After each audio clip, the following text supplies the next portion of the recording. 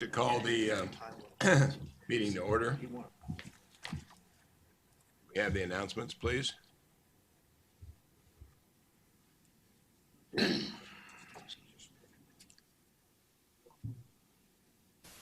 Before we begin the agenda, the Wichita-Sedgwick County Metropolitan Area Planning Commission and the Wichita-Sedgwick County Board of Zoning Appeals would like to take this opportunity to welcome everyone to this public hearing.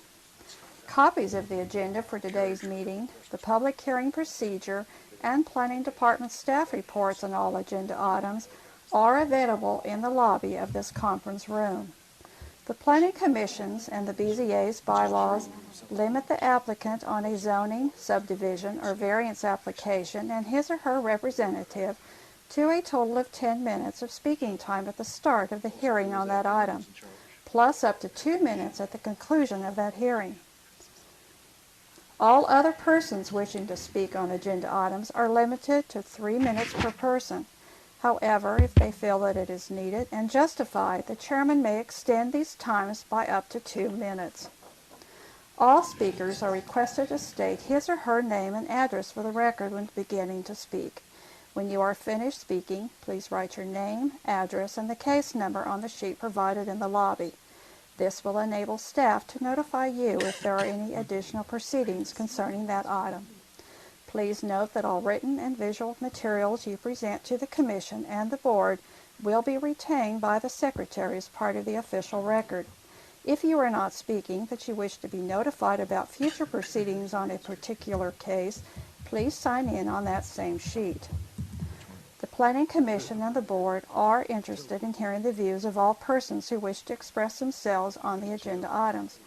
However, we ask that all speakers please be as concise as possible and avoid long repetitions of facts or opinions which have already been stated. For your information, the Wichita City Council has adopted a policy for all city zoning items. A copy of this policy is available in the lobby. The City Council relies on a written record of the Planning Commission hearings and does not conduct its own additional public hearings on these items. The decision of the BZA is final. Any appeal of a decision of the BZA is to district court.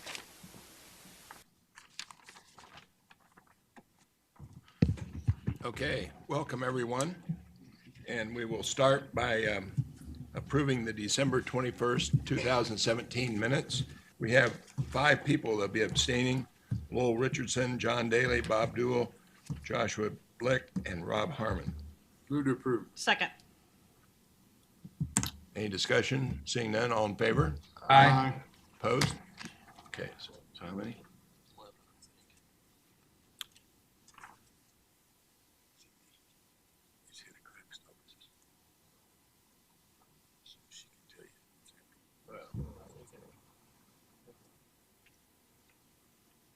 Oh, yeah, but I mean for that deal. Okay. Let's look at what possible items we can take by consent. Let's look at 2-1, which is case number 218, quadruple 03. That's a final plat. Do anybody on the commission want to hear that one? Anybody in the audience wish to hear that? Okay. We'll take that by consent. Item 2-2 is 2018-4. It's a one-step final plat, Wildcat Kellogg edition. Anybody on the commission wish to hear it? Seeing none. Anybody in the audience wish to hear that? Okay. Might just explain that these both received 6-0 approval from the subdivision committee, and that's why we do it this way. Do we have a motion? Move to approve. Second. A motion and a second. Any discussion? Seeing none, all in favor? Aye. Then we have a vacation item, 3-1, 2018 quadruple 02, city vacation of a platted access controls for the purpose of reconfiguring access on the Bonnie Bray 3rd edition plat. Anybody in the commission wish to hear that one? Anybody in the audience wish to hear it? Okay. we have a motion? So moved.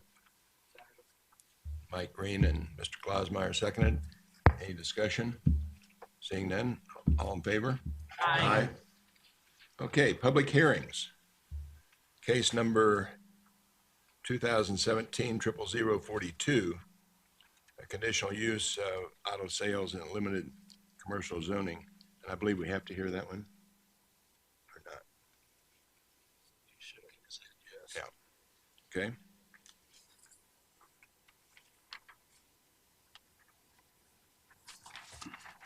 Okay, item number 5, city conditional use on 218, number 1. Anyone in the commission wish to hear that? Anyone in the audience wish to hear that case? No. Oh, I'm sorry. It's a city conditional use. Mr. Chairman, you might read what that's for. I don't think the numbers mean anything to people in the audience. Okay.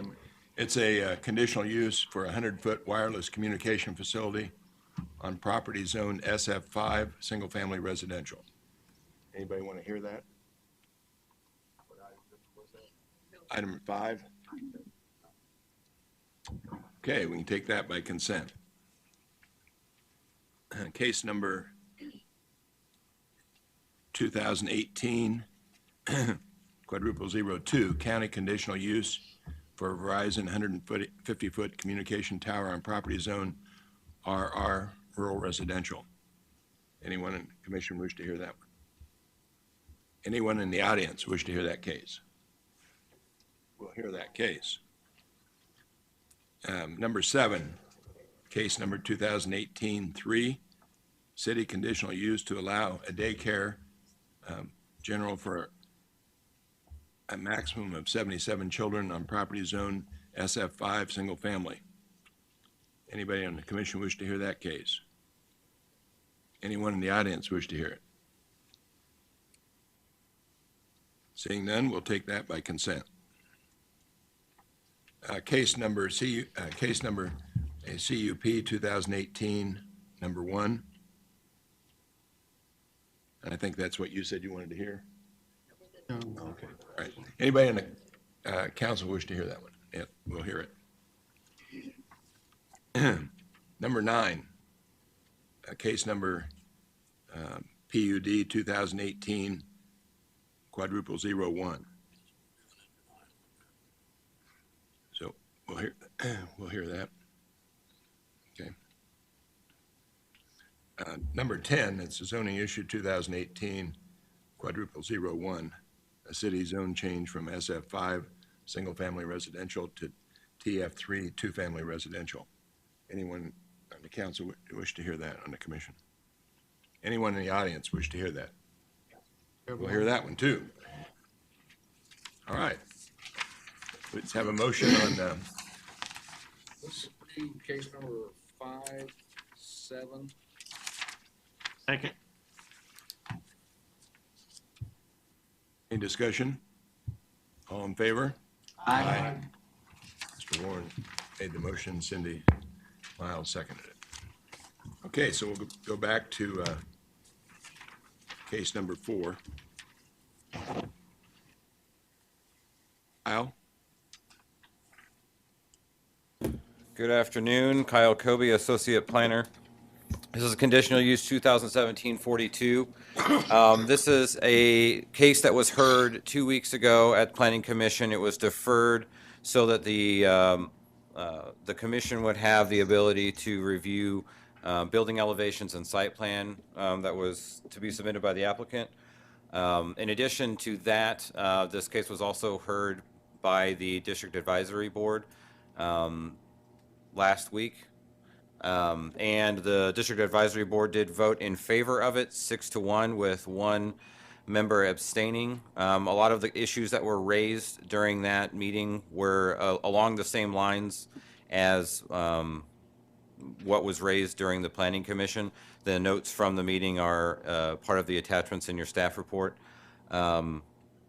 So really what we're here for today is to allow the commission to discuss the the new submittals from the applicant who is here today, pertaining to the elevations and the site plan, which should be a part of your attachments and are also visible on the screen. I know the applicant is here. Other than that, I guess I'm willing to take questions. Questions for the presenter? Yes. On number 6 of what is, on the regulations about enclosed building, doing stuff in there. Now, does this include, like, if they need to change a tire or the wipers or the lights or the battery or something like that? Is that kind of stuff okay to do outside of the building? I believe that all repairs and maintenance would need to take place inside of the building without additional approval. Dale, you might be able to help me out more with that in terms of if outdoor maintenance is also permitted. Indoor would be fine, to my understanding, but I can't speak to outdoor.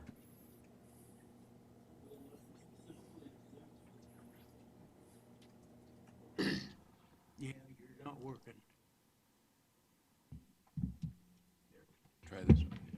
Well, unless it specifically, the wording specifically exempts those things, if it says that everything has to be done indoors, then the enforcement guys would read it that way. Okay. It's just clarification for me. I Okay. didn't have any particular opinion. Any other questions for staff? Yes. Just to be clear, the fence that is along the backside, meaning the east side, will be required to stay there and be maintained. Is that right? Yes, we would require screening because there's residential on that side. There is currently a fence there. That was one of the things that we had noted about the previous site plan, is that just wasn't noted on the site plan, but it is now accounted for. My understanding is that will be the same fence that will remain on site. All right, thank you. Any other questions for staff? Seeing none, agent or applicant?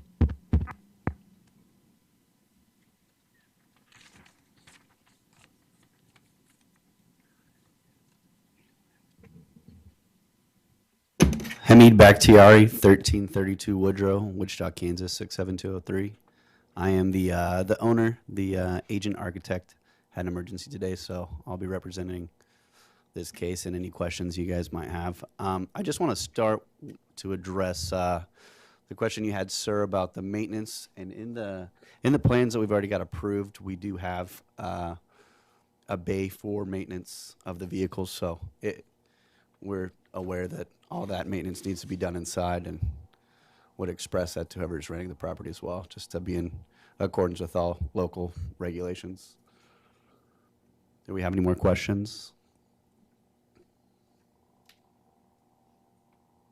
No questions. Anything Okay. else you'd like to add? I think I just want to add that we, at the DAB meeting, we did meet with the neighborhood association and did come up with a plan to work with them to make this an idea that is going to work in that neighborhood, and something that they'll be able to build on with the butterfly garden that we added. If you can see, let me see if I can. We're going to do a butterfly way station in this area. So yeah, we do want to work hand in hand with the neighborhood and make sure this is something that is going to be pleasing to everybody. Thank you. Anybody from the audience that'd like to speak on this item? Seeing none, we'll bring it back to the commission. Move to approve. Second. Motion by Mr. Warren, seconded by Mr. Green. Any discussion? Seeing none, all in favor? Aye. Opposed? Aye. You're opposed? Okay, 10 to 1. It passes. Okay, item number 6. Dave?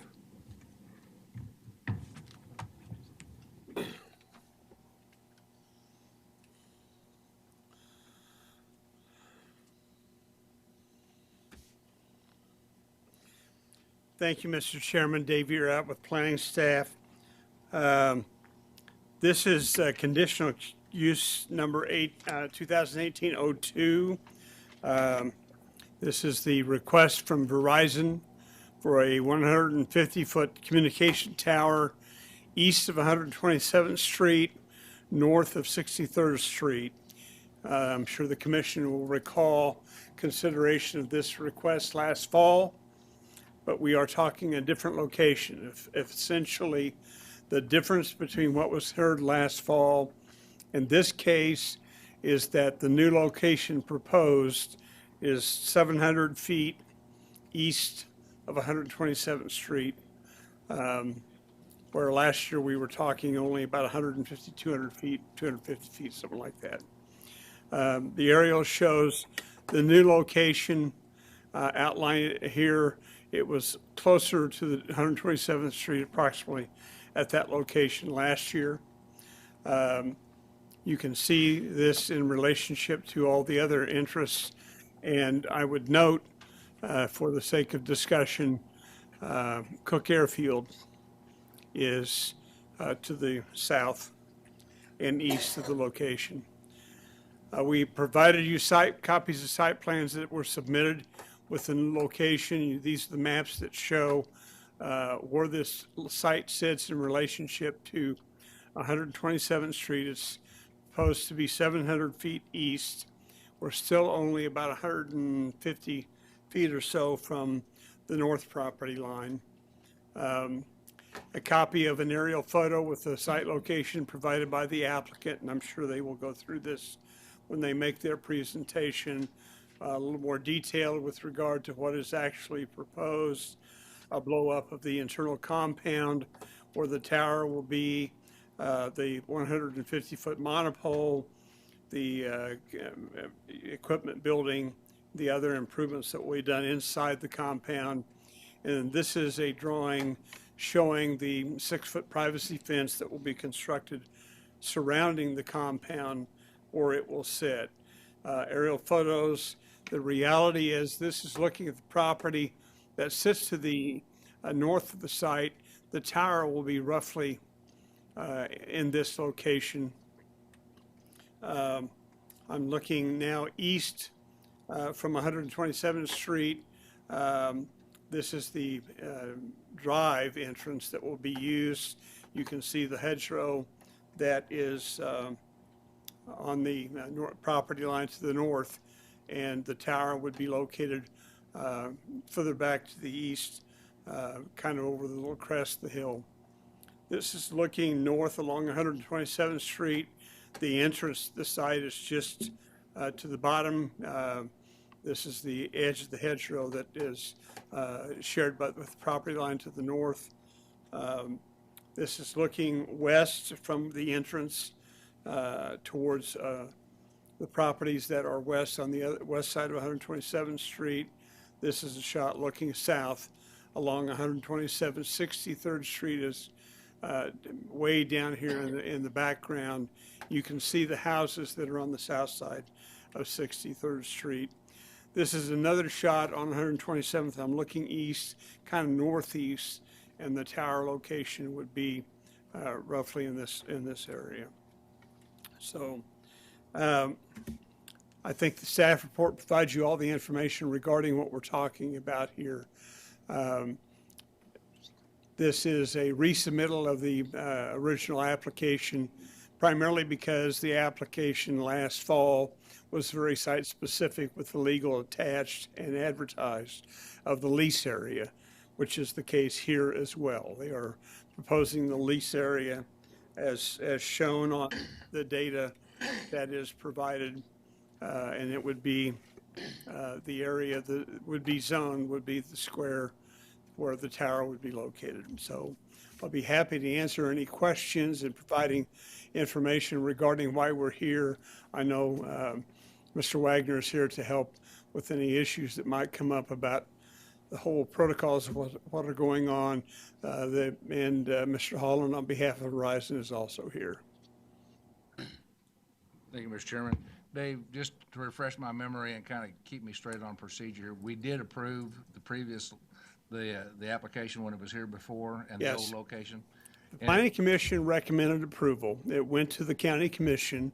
The County Commission sent it back, and after reconsideration, it went back again from the Planning Commission to the County Commissioners with a resubmittal of the original recommendation, which was to approve the original site and also to waive the compatibility height standard issues that were in play.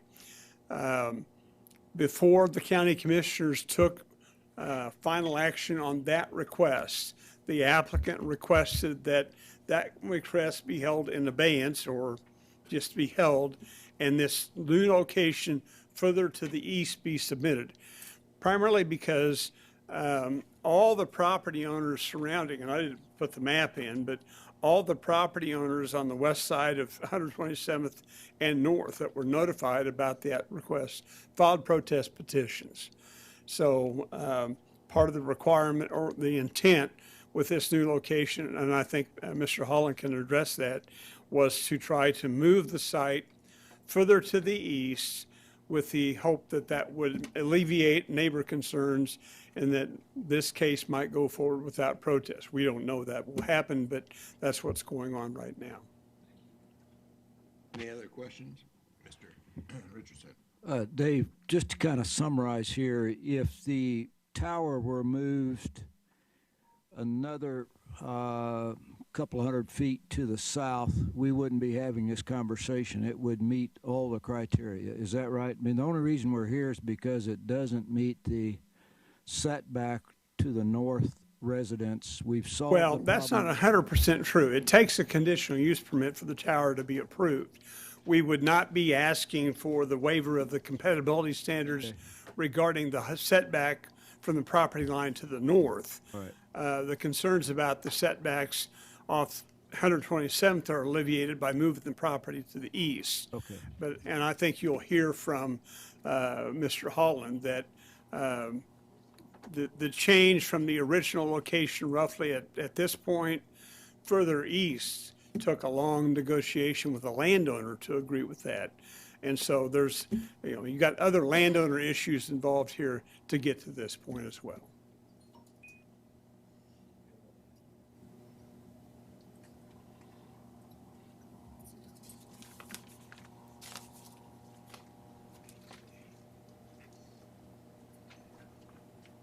Yours is right there, just red box. Hit, where's the side button? I can't even see. Oh, there it is. There it is. Just click on that. Thank you. All right. Please state your name and address, and you have 10 minutes. Thank you, Mr. Chairman. My name is Curtis Holland. I'm an attorney with the Polson Law Firm, address 6201 College Boulevard, Suite 500, Overland Park, Kansas. Here on behalf of Verizon Wireless, the applicant for the communication tower structure, in support of this conditional use permit application. I've been before this board a couple of times already on this case, so I think you all have some familiarity with the proposal in terms of the facility and what we were trying to accomplish in terms of improving wireless service in this area for Verizon Wireless customers. And so I won't go a lot into detail about that. I do want to maybe just take you back a second on the history.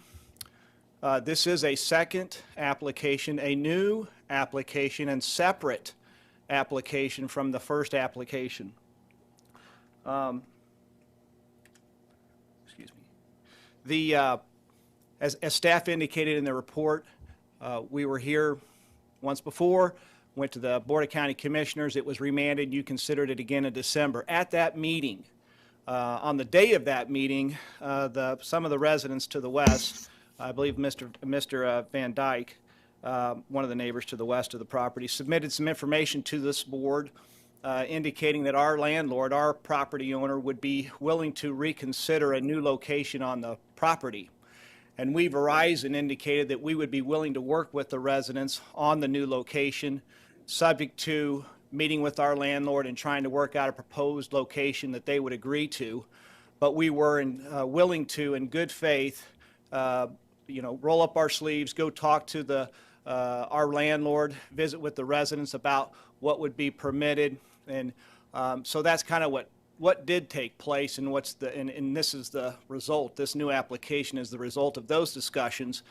I don't know that everybody's entirely happy with where we are right now, but I'll give you sort of where we are and how we ended up being here. So again, after our meeting in December, as staff indicated, we did table that other application, the original application, and that is now just sitting there. It's waiting to be heard by the Board of County Commissioners, and our intention is to go to the Board of County Commissioners with both applications, if you will. Hopefully we would get a recommendation on this one and move that to the Board of County Commissioners as well. And assuming we get a recommendation and that one is approved, we'll withdraw the other application, the original application, so they wouldn't have to take an action on it.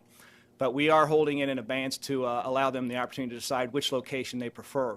But back on this particular case, again, when we were back here in December, the residents submitted some information, and I don't know that's part of this record, so I'm going to go ahead and ask that it be offered into the record, and I'll hand it to you in a little bit. But this is a letter, or some correspondence rather, from I believe Mr. Van Dyke, indicating that they'd had some communications with our landlord about a possible location for the facility. And so I want to put up on the screen some of the relevant part of that information that was provided to you the last time, and I'll turn this into you. But at the back of that document, there was a sketch, if you will, showing the various locations of where they would like to have the facility moved to.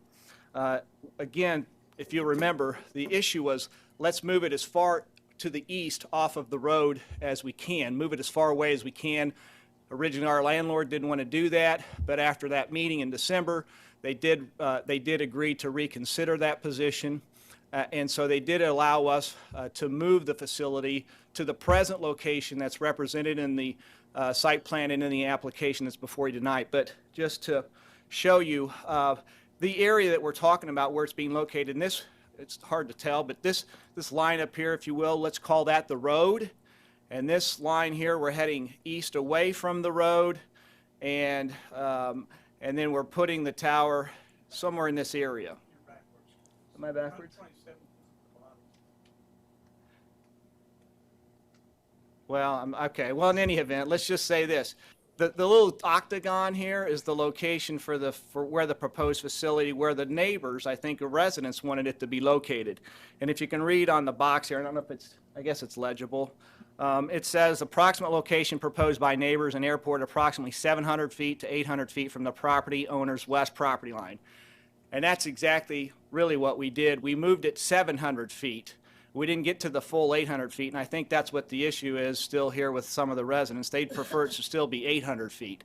But again, the octagon box and the text box here said that they would be willing to approve or consider it okay if it was 700 to 800 feet. We moved it 700 feet. That's all the distance that our landlord would allow us to move it. And so there it is. I do want to just represent to you where the old location was on the property, which is this location, and then where we moved it to, which was back here, 700 feet. So we're 700 feet off the road. We meet the compatibility standard, height standard, in the setback from this side, from the road side. Where we don't meet it, again, is from the north property line. The last time we were here, we were only 145 feet from the north property line. We did end up moving it the full height of the tower, which is 150, and I think it's closer to 152 feet, which is something I think historically has been approved and granted by the county. So we're 700 feet east of the road and 152 feet south of that north property line. That's the new location. I did have some distances just to show you, because we've had discussions about how far this would be away from the other property owners, and you can see that by moving it 700 feet, we did move it quite a bit of distance away further from the property owners along the west, and even to Mr. McPhail's house, which is right here, or the McPhail property right here. That home is their home right there. So that's the sort of the distance, if you can tell. And it's a measurement to their front door, if you will, because that's what people are going to look at and see.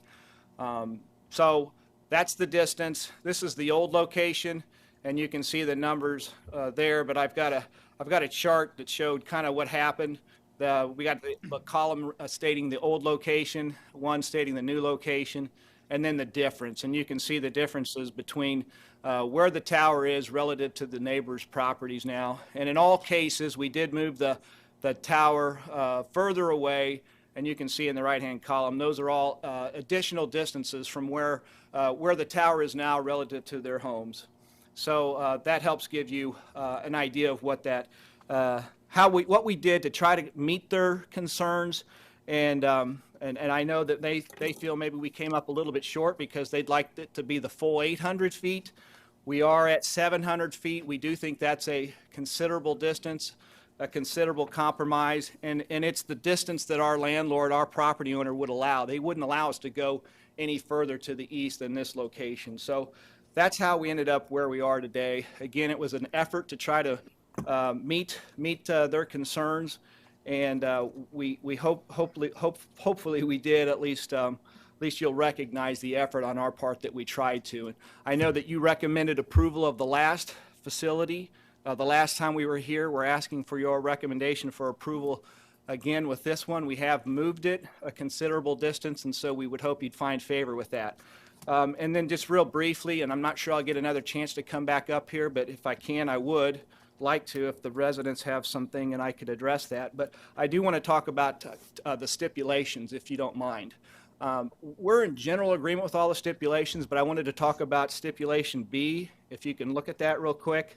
Stipulation B essentially says that we need to get all of our permits and build the facility within 1 year from the approval of the conditional use permit. I know historically that's been a stipulation on communication towers. We're generally not opposed to it, but I think just to state this, 1 year is a real short trigger.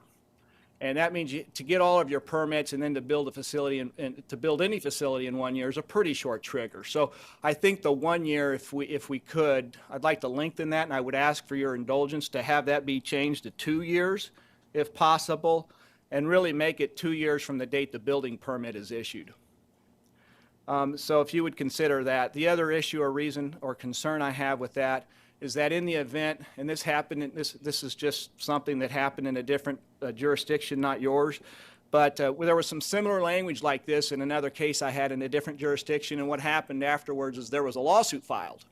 Lawsuit filed in that case by the residents, appealing the decision by the board there, and the stipulation was worded like this, and it didn't have an accommodation in the event there was a lawsuit or an appeal filed. So if we're going to have a time limit, which generally I'm not in favor of, but if we're going to agree to a time limit, we'd like there at least to be some recognition that it would be told, if you will, if there's an appeal that's filed on the case. And in any event, we'd like 2 years from the date the building permit is issued. With that, I would close and stand for any questions. Thank you.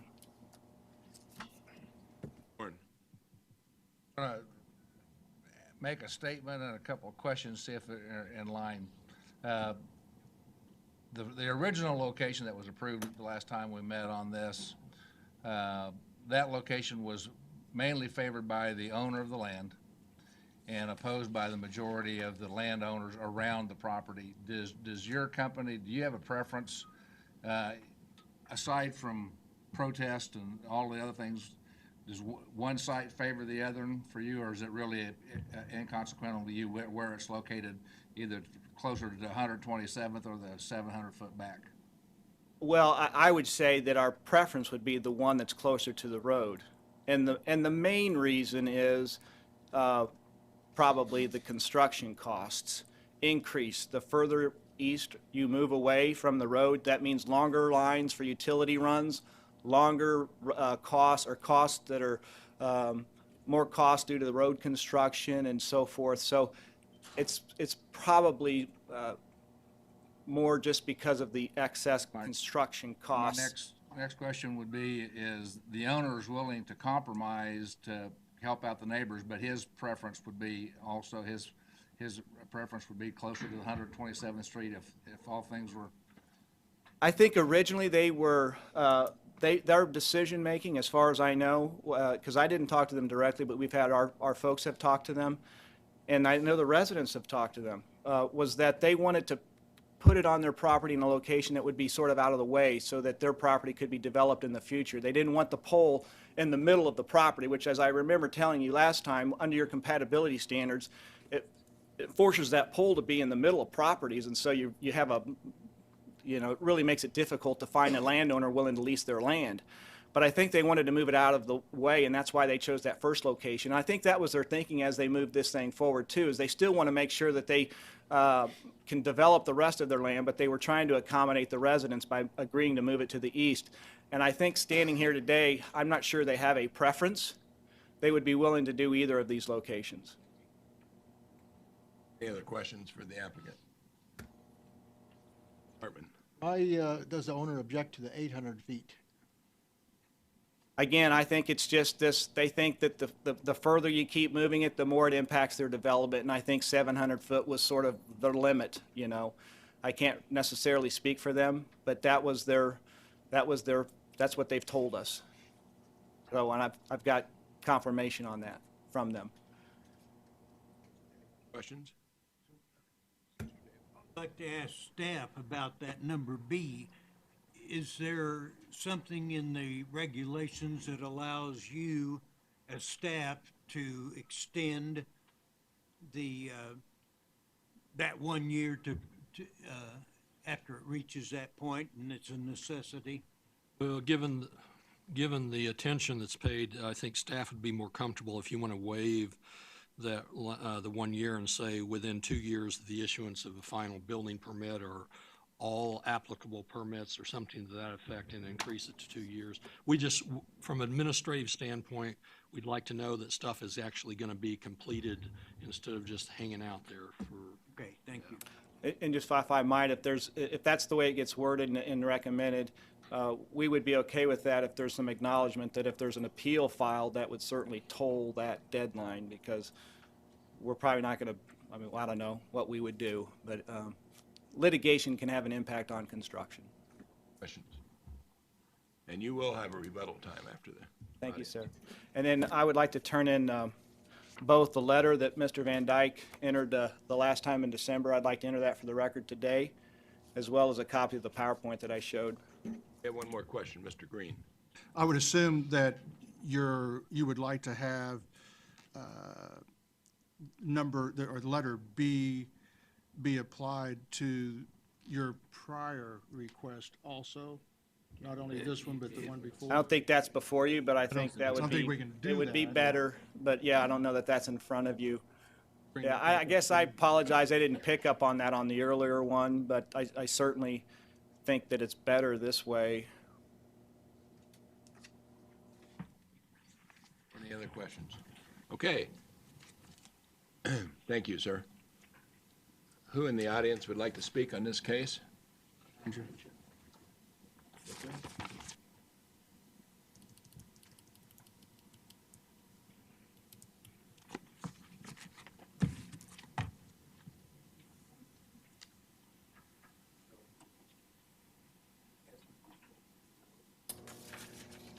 Hello, I'm Stan McPhail. I'm at 6140 South, 127th Street East. I'm the property owner directly north of this proposed site. We have several concerns, but we're not going to address them at this time. The one question I would like to ask is, based on this 700-foot distance, has Mr. Holland, have you looked into the cell phone tower, the internet tower that's located in Rose Hill? We are on Pixius internet, and we've discussed it 2 or 3 times with them about would this tower interfere with our reception and being able to get internet. And they've told us on both occasions that they could not say one way or the other. Right now, it would depend exactly where the tower was, the frequencies used, and that kind of thing. And it potentially may not even be decided until a tower goes up that it could knock down our ability to get internet at our home. And we haven't been able to get an answer from Pixius precisely on that. So at this time, that's one of the questions I would have to be addressed, or other concerns we can hold off on.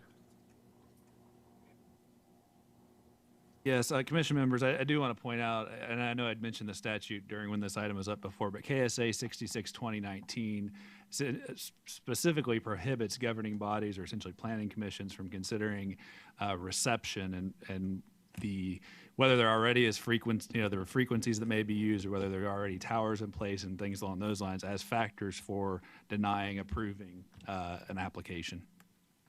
Stop his time. Oh, okay. Go ahead. That's it. Thank you. Okay, is that information that we can gather from Mr. Holland before this proceeds further, before we know what our objectives are going to be on this? I mean, you could certainly speak with Mr. Holland outside of this hearing. I'm just saying, I was just citing a statute Okay, that applies I to the understand governing that. body. Okay. Anything else? Pardon me? Anything else you want to say? Not at this time, no. Hey, we have questions for you. As I understand, Pixius is line of sight, is it not? Yes, sir, that's correct. And they can't tell you whether or not this tower would interfere with that? We've asked them on 2 or 3 occasions, and the only answer we've gotten from them is, we can't tell you for sure, we don't know. It depends on what frequencies are being run and the precise location of the tower. And they said there's a potential that could take out our internet completely. They don't know for sure right now. That's part of the reason when we were looking at 800 feet or so, that we knew that that would move it far enough east that we wouldn't have that concern at all. So we don't have a clear-cut answer on that issue.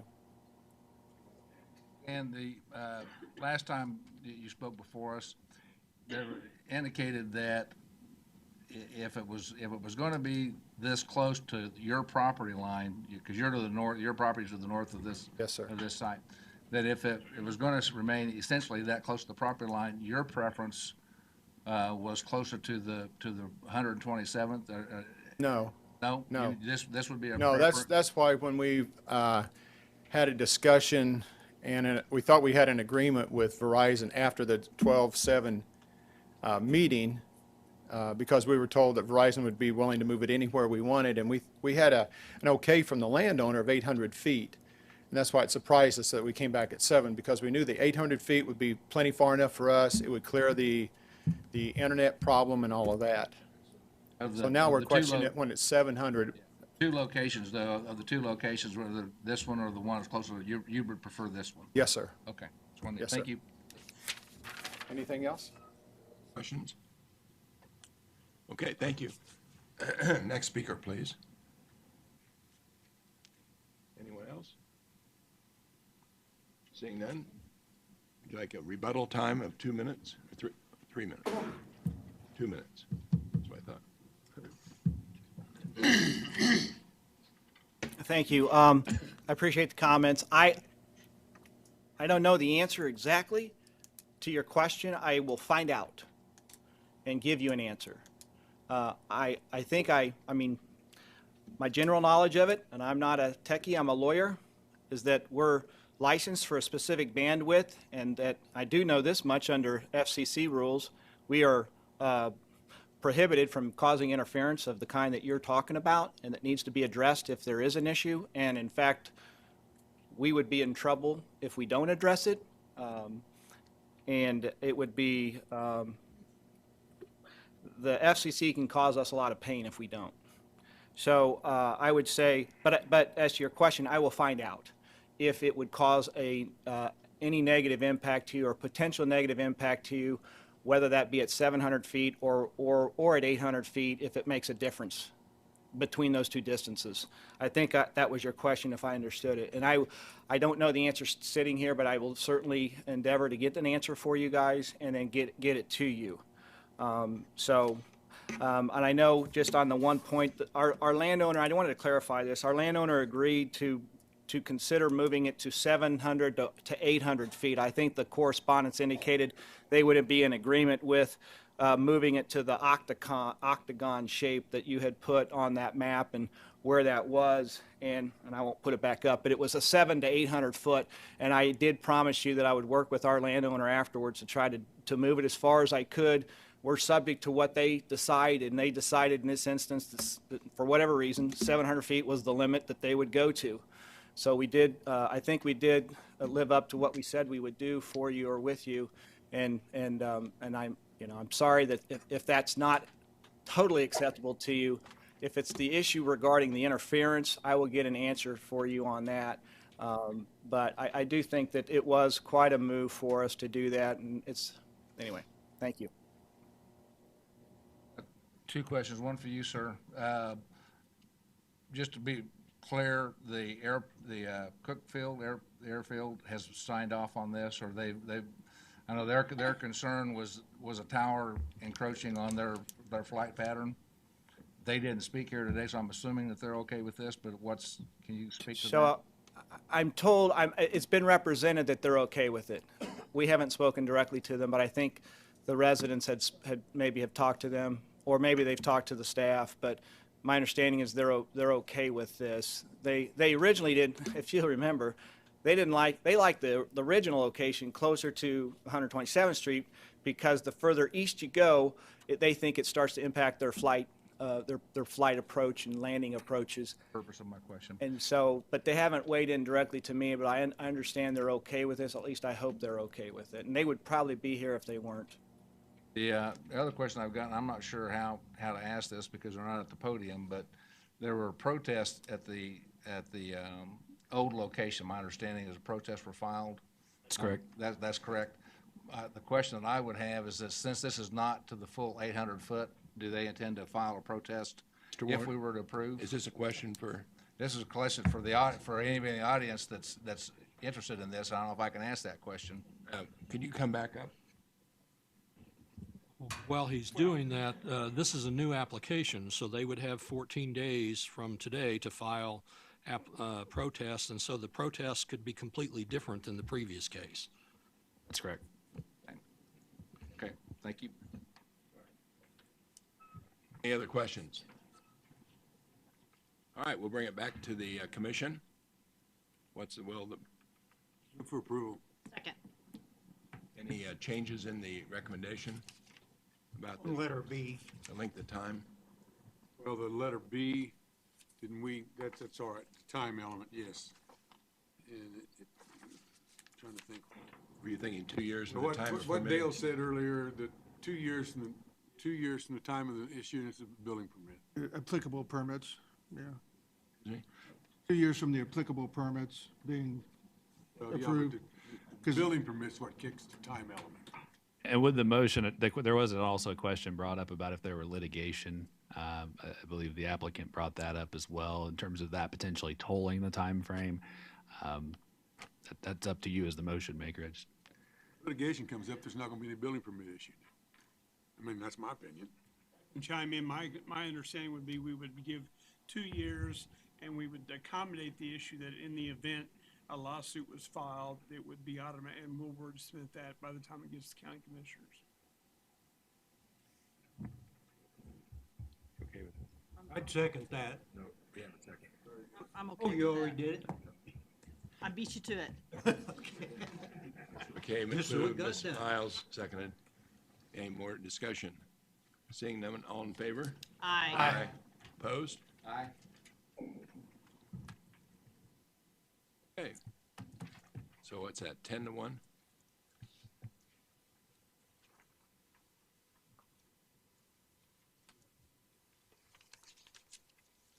Next item.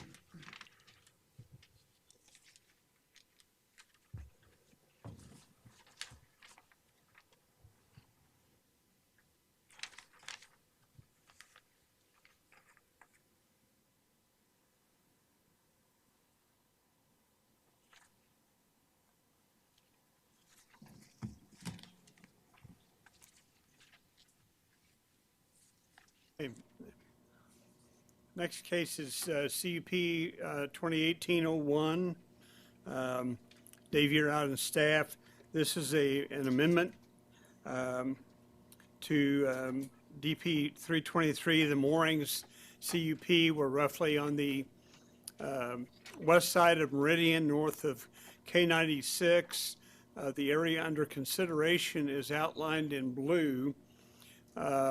A portion of the property is zoned LC, and then another neck of it is zoned office warehouse. And the far west side does abut the Arkansas River. What is to the immediate west of this little neck is land that's owned by the church, and is their ball fields and some other things. You'll see that on some of the information that we provide. This is the outline of the property. For those that are familiar, this is the fire station that's on 42nd Street, right to the west of Meridian. There's also a new, what is it? It's a financial, Ameritrust? Yeah, credit union facility right at that intersection. You can see this is the comprehensive plan. It's an area identified primarily as new residential growth. This is the drawing of the original CUP that is of record that we are amending. And the area that we're dealing with is down in this location, and you'll see from the new drawings that there's a significant change because this is what it will look like now. Now, this is the latest one on file, and the area under consideration, I'll show you on the next slide, is actually taking land off of these two parcels as well as this entire land on the west side, and that's what that will look like. You're seeing the little cul-de-sac disappears, and there's some other things that happen as a result of this application. And there's a plat going through with respect to this action now. The substance of this request is essentially to amend the CUP with respect to what's now parcel 9, and as reconfigured in this CUP, and primary use is to be for a self-storage complex. And it was provided a copy of a site plan kind of anticipating how this land area might be developed for self-storage. A number of reasons as to why that might make more sense, and that's as a request, because with the river right on the west side, other development gets challenging, and self-storage does not generate the need for all the other water and sewer extensions. And so this becomes something that is attractive for this development. This is a picture that's looking, I am on Cobblestone Street, looking west, actually across the land that is the ball fields and the soccer fields that is owned and used by the church. And further to the west behind all this, you see the tree line, and right over the horizon there is the river. This is looking north along Cobblestone. The entrance to this site will be roughly at this intersection, and there will have to be some clearing and other work happen in the property on further north to develop the land. That's roughly the same area. This is the intersection of 42nd and Cobblestone. You can see the fire station in the background. Just off the right-hand side is the church. So that's the general location and the substance of what was going on here. Staff has recommended approval with appropriate language within the CUP to address the development, and be happy to answer any questions you may have.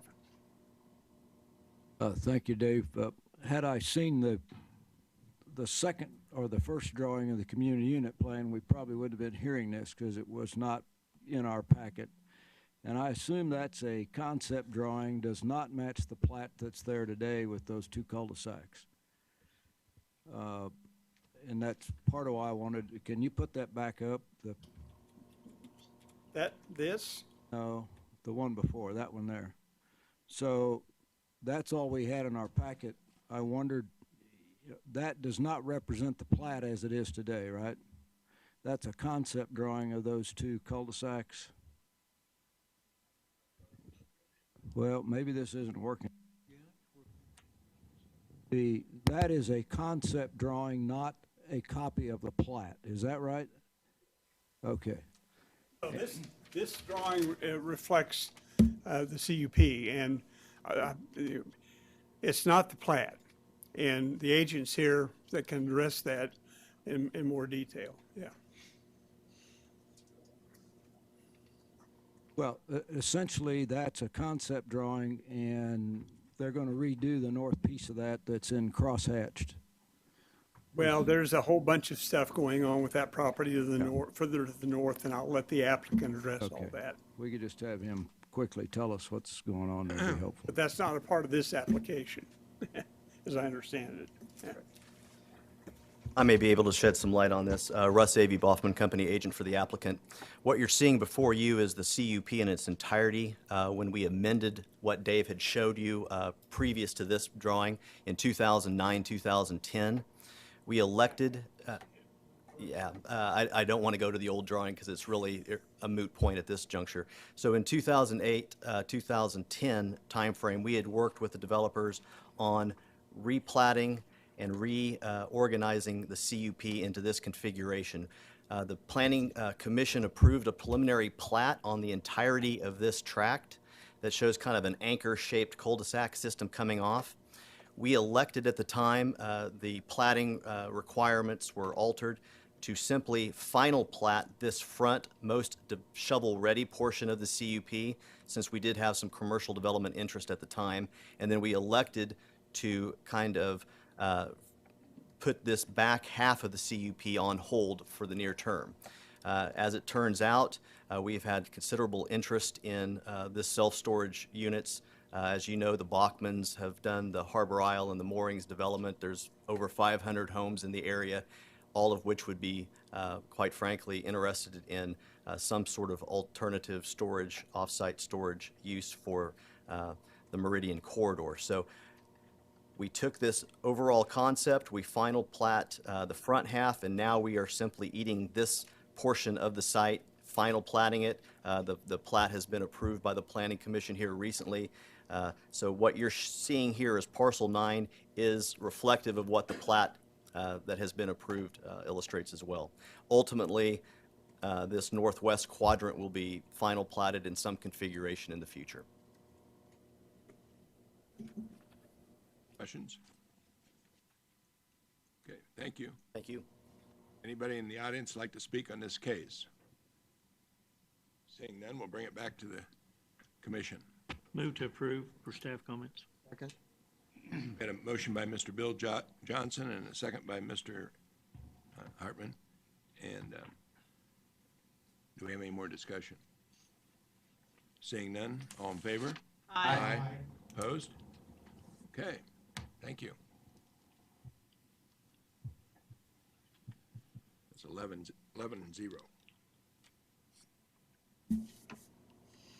David, you're up again. Yes, sir. This is case PUD 2018-01, request from Mr. Masters for a rezoning from SF5 to PUD for a limited equipment sales and service area on property at 1522 East 47th Street. The parcel in question is located here on the north side of 47th Street. We are west of Seneca, but this is an aerial showing the property. This aerial is taken from current GIS, and I think there's other improvements that have occurred since the aerial was taken. I don't know for sure exactly how old the aerial is, but it's not necessarily quote-unquote current. The property in question is located on the edge of a new residential area in the comprehensive plan.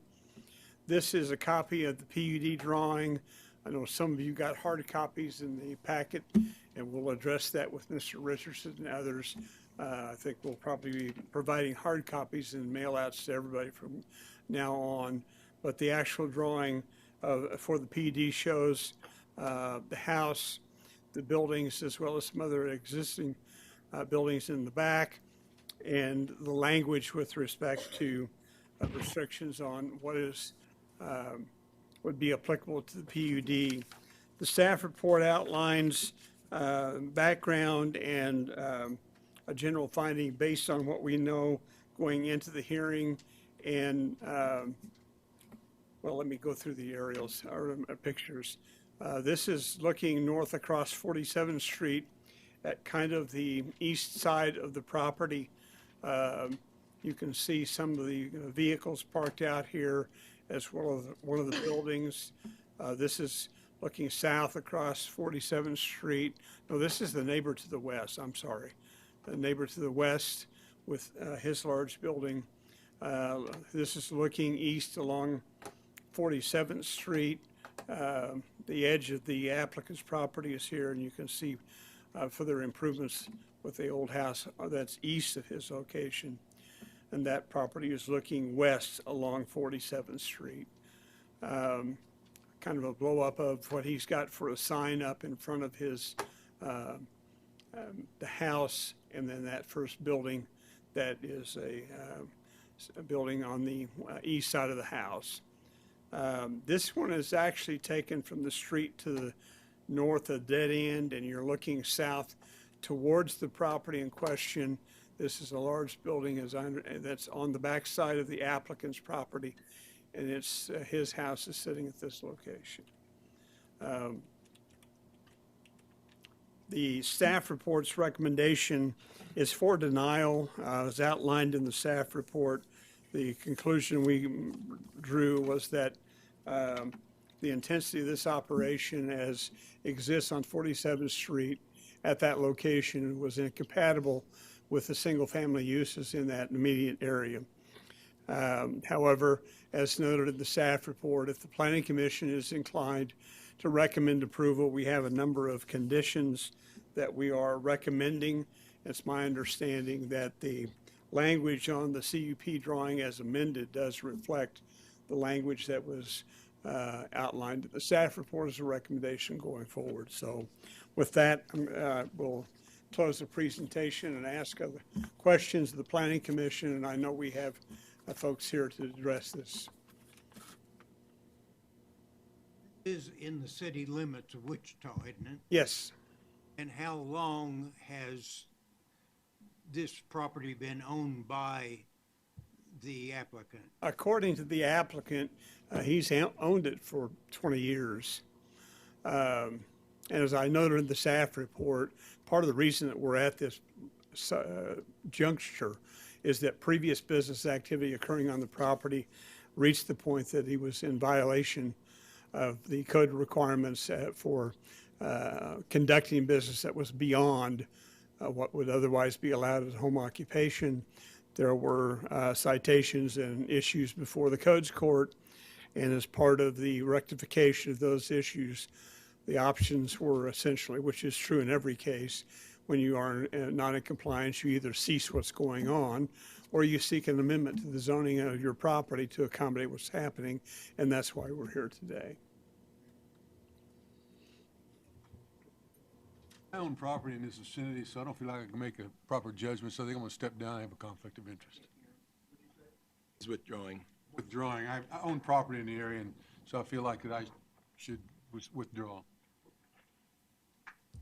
Also, I would like to say that I did receive a phone call concerning this on Friday, and I told the person that I haven't even got my material yet, so I couldn't make a decision until I read it over and it was presented here. So I will be making a decision at what's here today.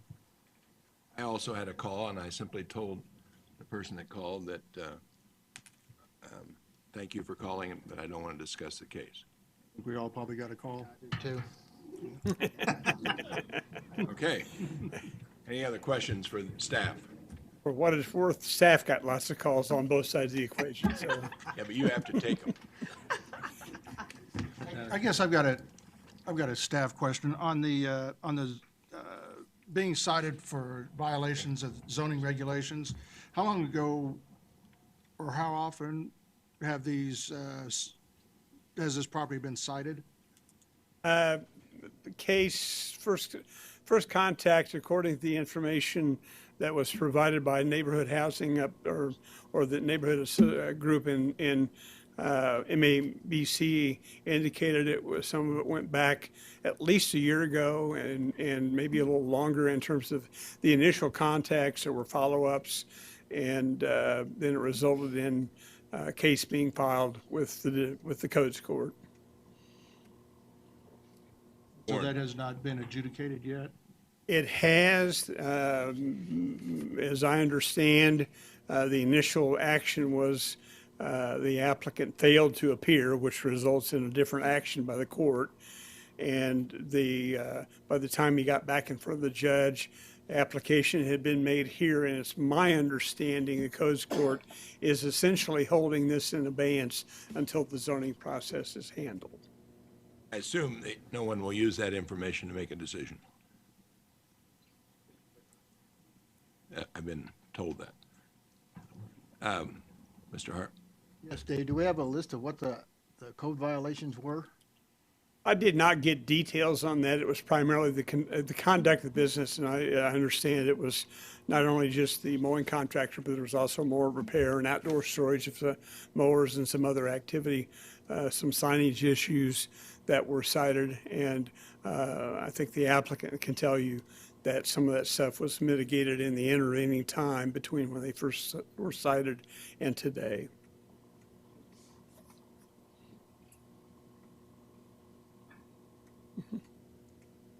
Mentioned the number of way that he had too many employees to be a home occupation. Do you know how many employees? I don't know that it was a number of employees. I just think the overall intensity was beyond what would qualify as a home occupation. Any other questions for staff? Yes, Mr. Warren. On our provisions, should we approve this, there's a provision on here that says that paved parking spaces were provided in accordance with the requirements of the Unified Zoning Code. Do you know how many parking spaces that would be in this situation? Don't know that I've quantified a number. No, not off the top of my head. But it was a requirement that the off-street parking that would have to be provided, which would be a function with code department to figure out what that would be, it would have to be paved, meet the standards. I don't have a quantification of numbers, no. Thank you. Do you know how many parking spaces at this point in time he That he has? has?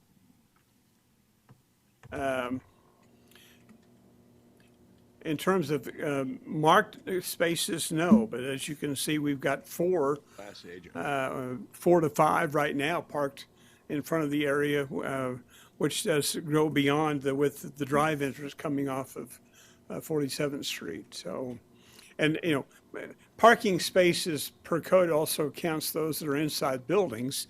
So, you know, we haven't got to the point where we can number that stuff.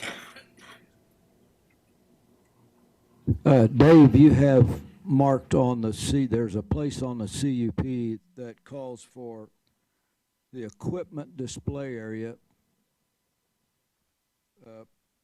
in the front yard. Mm-hmm. What zoning classification would this have to allow outdoor equipment display?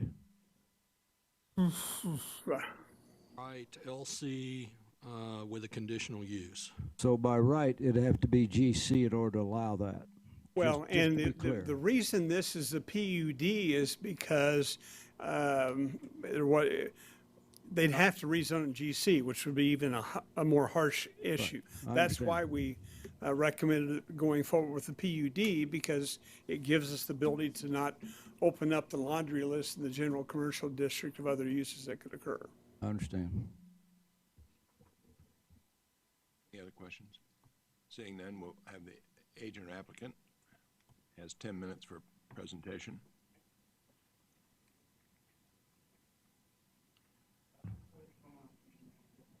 You need to speak in the microphone, so. All right. Ladies and gentlemen, I'm Steve Masters. I'm the owner of 1522 West 47th Street South. Masters Mowers is the business that I've established there. If at the discretion, I can answer the questions that Mr. Yearout didn't know the answer to. I can answer those now if you'd prefer, or should I do my presentation and... Do your presentation first. Okay. I can answer the questions that folks were asking to Mr. Yearout. First and foremost, I want to thank everybody. I know we've sent out a copious amount of contact by email and phone, and I said thank you for your patience, and I said being here and listening to our application. Dave is the one actually that helped me initiate this process. I was ignorant coming in at all this works, and Dave helped me walk through the process and set me up with Mr. Boffman, our architect, and the staff's been really helpful here. Short version, give a little background on myself. I was born here in Wichita. I'm sorry? Oh. Right. Okay, I'm not, I don't know what the clicker is. Pardon? I don't know where do I have the clicker here, or? I don't. Ah, okay, I'm like, I don't see a mouse. Okay, all right, I'll get to that. I said I was born here in Wichita, St. Joseph Hospital in 1969. I attended school right up the street from my home at Enterprise Elementary on Seneca Street. I'm a graduate from Wichita State University. I have an undergraduate degree in general science, sociology and psychology, and an advanced degree in sociology. I'm a graduate of Wichita State's entrepreneurship certificate program. I'm a graduate of Guiding Light Pastoral Seminary school. I pastor a church in South Wichita as well. I purchased this property in, if memory serves, 1999, and we began operating as a business immediately therein. When I purchased the property, it was one of the reasons I bought it is because it had arterial frontage on 47th Street South, and it was listed as an unplatted area. And to be fair, it's my naivete, but I assumed that meant that it wasn't zoned residential. So my assumption at the time was that it qualified for my business operation. So I've been operating my business from that location ever since. We've grown as a function of the time that we've been there. I've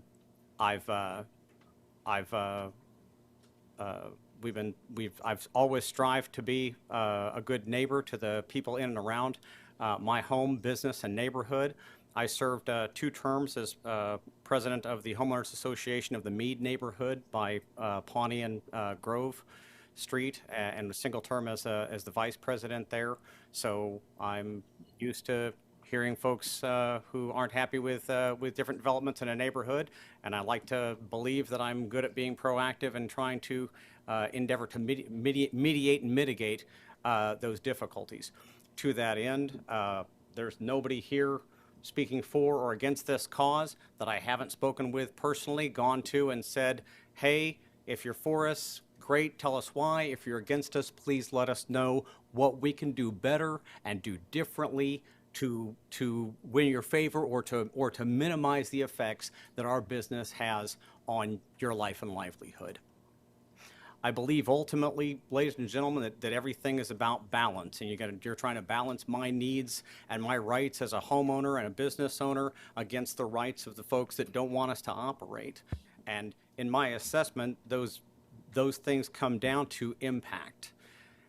If you close the business that I've had for 19, 20 years, it has a sincere and immediate impact on me, my family, my clientele, and the businesses that I patronize. It's huge.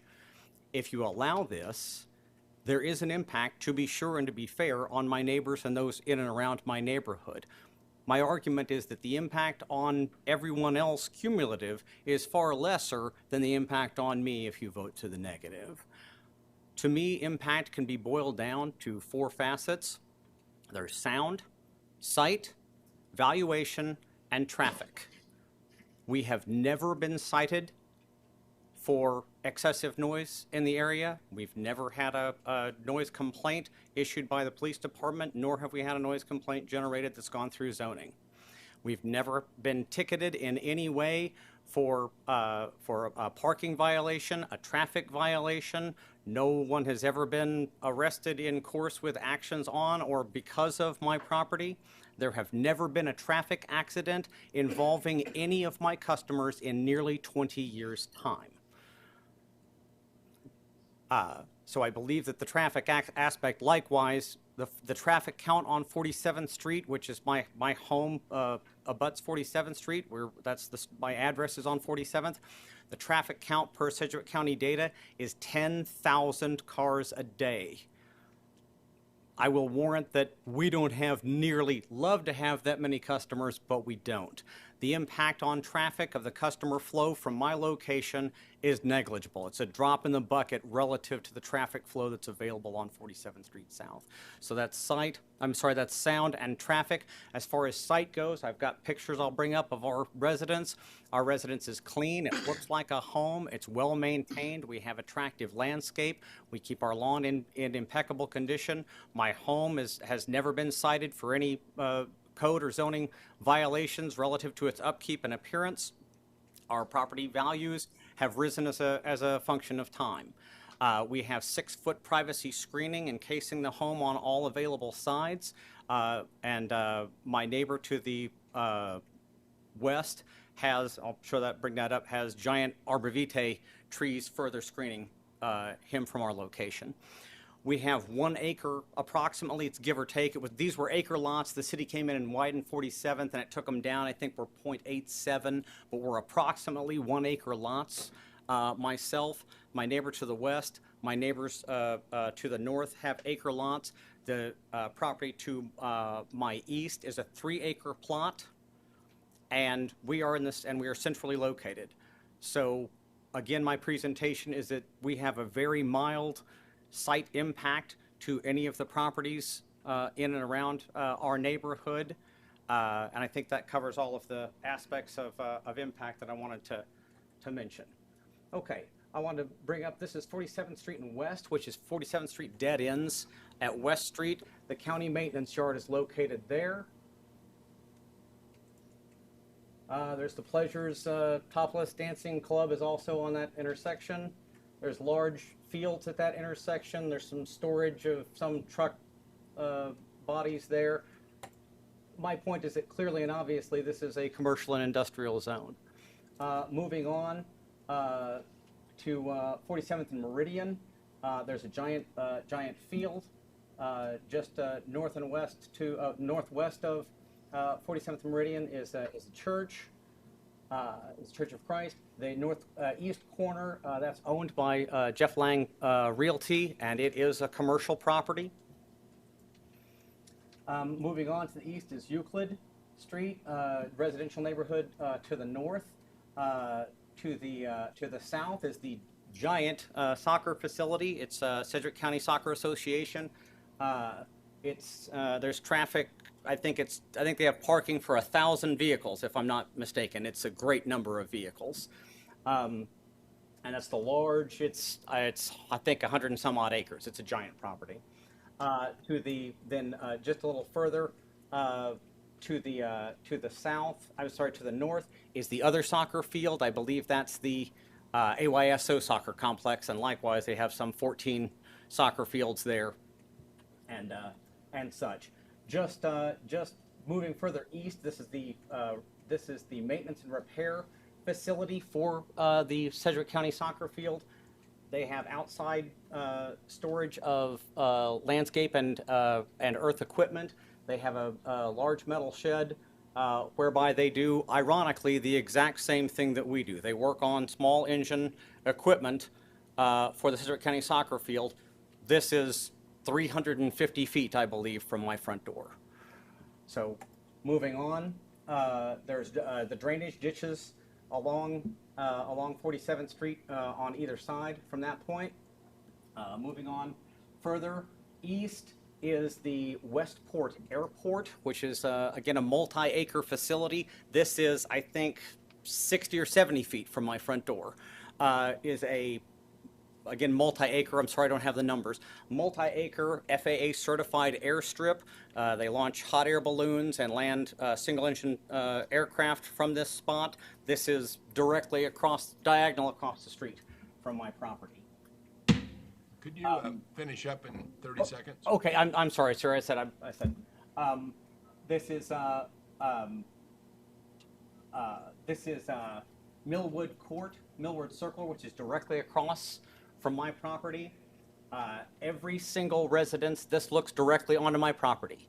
Every single resident of this cul-de-sac has signed our support petition. Every single one of them. This looks directly into my front yard.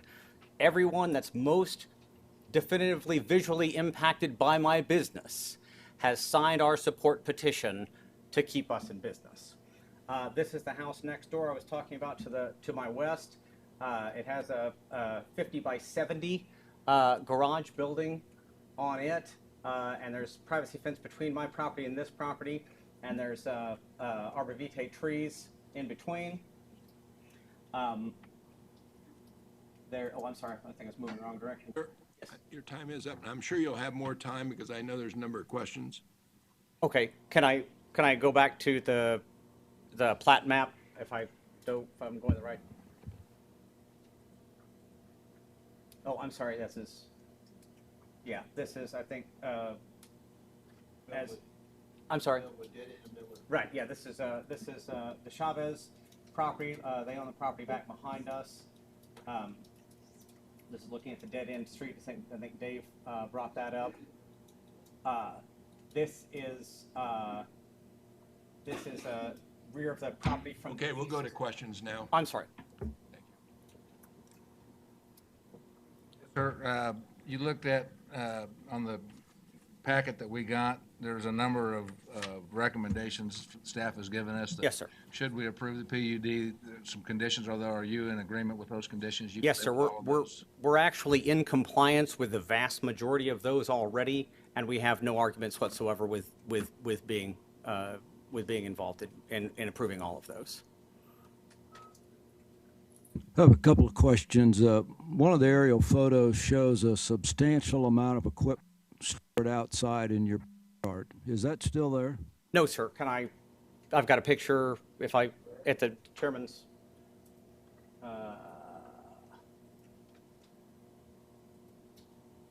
This is the front of our property. This is the rear. Sir, this is my backyard. My next question would be the large building there doesn't show on the aerial photo. I'm curious how you got a building permit for that if you're in violation of the zoning ordinance. Sir, it's my understanding I can get you in contact with our builder and to answer that question. I said we hired a builder who specializes in this type of building. So my understanding is, this is smaller than the building to the west of us. The building next door, I said the gentleman to the west of me has a 50 by 70 structure. This is a 30 by 60, and there are a number of buildings of this nature in this zoning. So apparently it must not be contrary to the zoning, sir.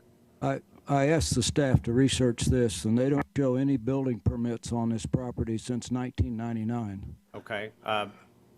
I'm sorry, I don't have an answer for that, sir. Like I said, I contracted a group to build the building. Yeah, I heard you.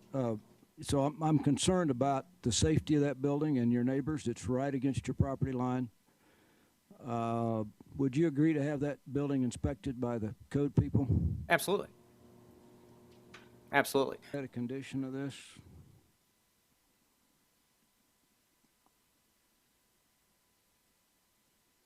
Questions? No, that's all I have. I'm sorry.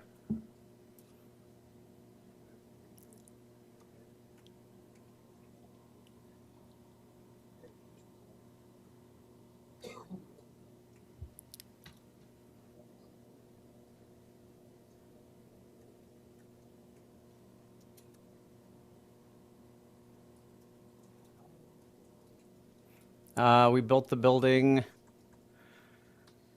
I want to say in June. The building was built, if I may, the building was built, and this is going to answer a previous question on citations from the office. The building was built in response. We were cited, and I went down and picked up the citation, and Mr. Urad is correct. The citation went to warrant over a misunderstanding. And I don't think he's with us anymore. Dale Johnson was the inspector. I think he's since retired. But if there's somebody from neighborhood, we probably have his notes that can speak to this. A letter was sent out. A registered letter was sent out to the premises, but was not picked up or signed by me. And this is, for the record, this is in our court case with environmental. it was signed for and picked up by a non-employee and not myself. And so I never knew that the letter was sent out. It went to warrant. I was very surprised that we had it. I went down to the warrant office, picked up the notification. The notification said sheerly and strictly, and I have this, our violation was for outside storage of salvage materials. So. The question was, when was the building built? Right. I'm sorry. I was answering. A previous gentleman had asked about when about the number of citations we'd received and when we had received them, and I was speaking to. So then, in response to this citation, we built the building to come in compliance with the citation for salvage materials. So that's the long answer, I suppose. I'm sorry. June. I said I believe it was June of last year. Mm-hmm. Thank you. Any other questions? Were there other questions that he said he could answer earlier? Could he answer those at this time? Answer them shortly and to the point? Yes. Want to Is that rephrase okay? those? Only if you can rephrase them. Shortly. I don't Yeah. remember. Can I know the questions if I may. How much parking do we have? We have parking for 12 vehicles all told. 8? We have paved parking for 6, and we have additional parking for the other 6. So, but You're willing to pay those, so. if necessary to fit in with the compliance, yes. How many of those are inside? 2 are inside.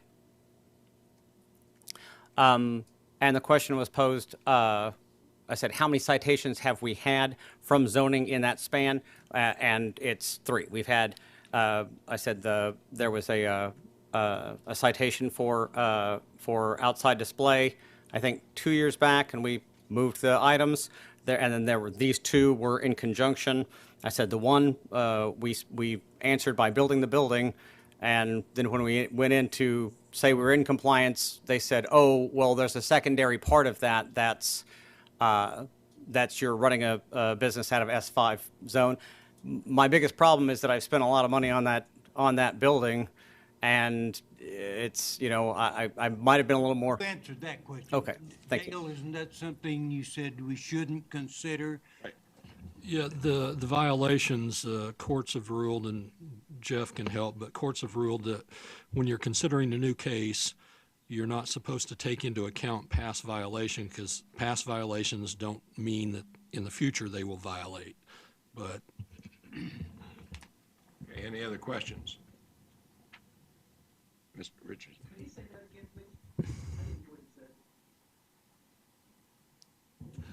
the Planning Commission, if for some reason they should decide to deny the case, they should not use past violations as a factor for a denial. How many employees do you have? I have, we're a seasonal business, so I have, in our full season, we have probably 6 employees. In the down season, it's usually just me, sometimes one other employee. Oh, and if I may, I'm sorry, the home occupancy does not allow for any non-resident employees. That was another question someone had. You can't have any outside employees that are not resident on the property with a home occupation license. Okay, we'll ask for public comment. Thank you. Thank you. Speak first. Seeing none? Oh. We had, Joe, we had a guy up here too. What? Okay. You have 3 minutes, and please state your name and address. Okay, my name is Steve Gross, and I am a employee of Masters Mowers, and I live on that residence. This man's done wonders for me. Would an employee be considered a part of the applicant?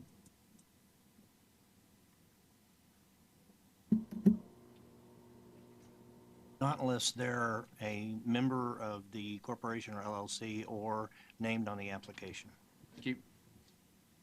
Well, it does make a difference to me because without this place, I have no home and no job. He's bailed me out of a pretty bad predicament and been a good person to me, done a lot of favors for me, and I'm on site all the time and always willing to make the neighbors happy with whatever problems they may find with our business. And I provide a service for people that can't afford these high dollar shops. So in my behalf, it's kind of my livelihood. And that's really about all I can tell you. I just hope for approval. Okay. Any questions for the speaker? Seeing none, next speaker. Thank you for stating your views. Yeah, up here. Then we'll come back. Good afternoon. My name's Jerry Rochelle. I've lived in Wichita since 1999. And a few years after I moved in here in Wichita, probably 15 years ago. You have an address? Name and address. Oh, I am sorry. Jerry Rochelle, 1863 South Chautauqua, Wichita, Kansas, 67211. Thank you, sir. As I've already previously spoke, I moved in Wichita in 1999. And since that time, for 20 years, I was a restaurant manager for a local restaurant chain. And I retired last year. I'm 72 years old. And during that time, I have brought equipment, chainsaw, lawnmowers, other edgers, other small things. And I've gotten acquainted with Steve because he's an open-minded, considerate person. I've even gone as far to asking on many occasions by phone or in person to pray for my family or friends. And I consider him to be very close in that area because I knew he was a preacher.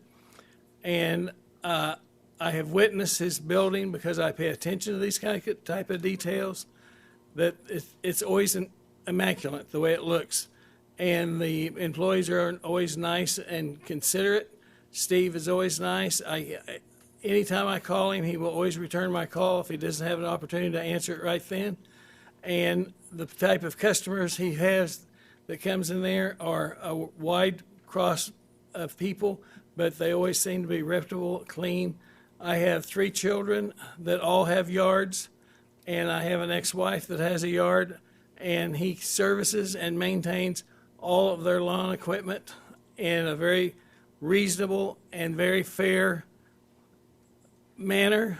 And I think it would be a shame to lose that availability to myself and the other customers he has throughout the years to have to move or just quit being in that business and be doing something else. I've always, and he didn't ask me to come here today. He told me about this hearing, and I said, I want to be there and I will speak. And I'm not accustomed to speaking to public groups. And so I wanted to do this for Steve and for his family. Thank you very much. Fine job. Anybody have a question for the speaker? Next speaker.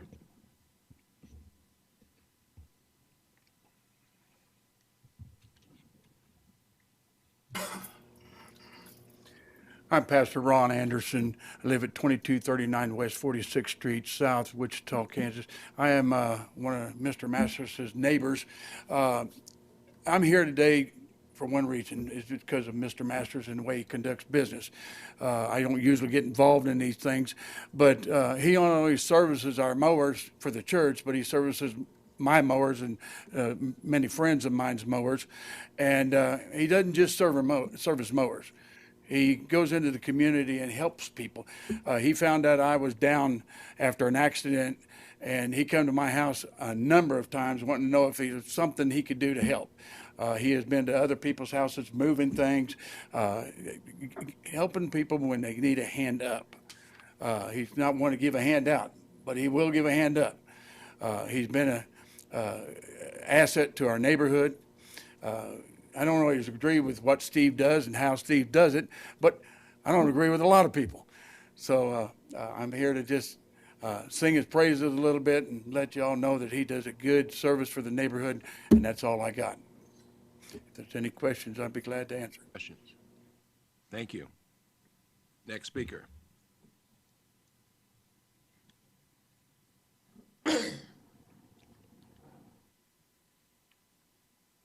afternoon, Council. My name is Chad Davis. I am the owner and operator of All City Appliances and Heating and Air.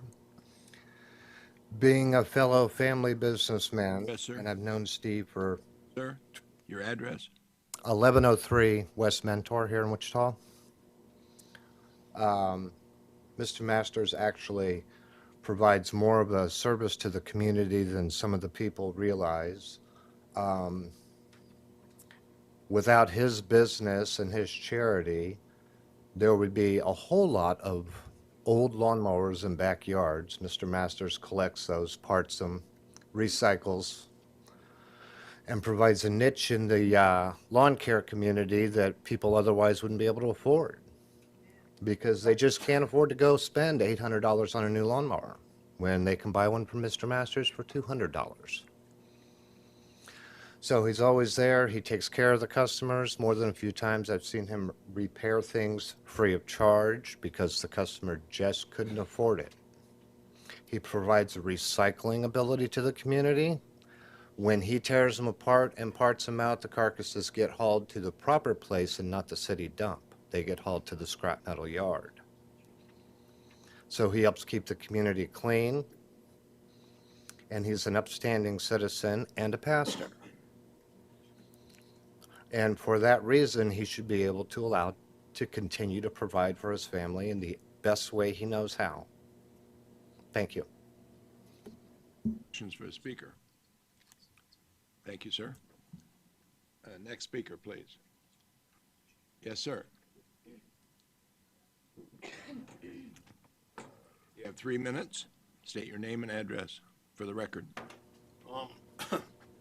I'm Leroy Kirkpatrick, and I live at 4715 South Fern. And the complaints I've got that he just cleaned up all, as the lawnmowers in the back, he just cleaned that up this summer. Probably because he got told to. Like the man was saying here a while ago, about every building he's got on that place has to be on a property line. Now, I'll probably get an argument over that, but anyway. He's constantly over there firing up lawnmowers and trimmers, which that's his job, but sometimes it gets pretty late at night when he does it. There's a big old pile of tires in the back of that great big shed that come, you can see them way over the fence. Nobody's touched that. A lot of, the one guy said that, you know, he lives at the residence. Well, a lot of them live in the house next door to me because the way I understand it, they're in some kind of program where they get out of jail and he gives them a job. And also I'd like to know how much he pays them, because I've got friends that had to go over there once or twice. And I'm not saying this is everybody that works for him, don't get me wrong, but they'll come over there and speed into the house that he's renting out to them and then has to tear out. And of course I'll get a big argument on this. I've watched drugs change hands. Now, the cops have never found anything or anything like that, but whatever. And now he's got a floodlight that shines right down Millwood. These guys will probably know about that. They've had several fights at the house next door,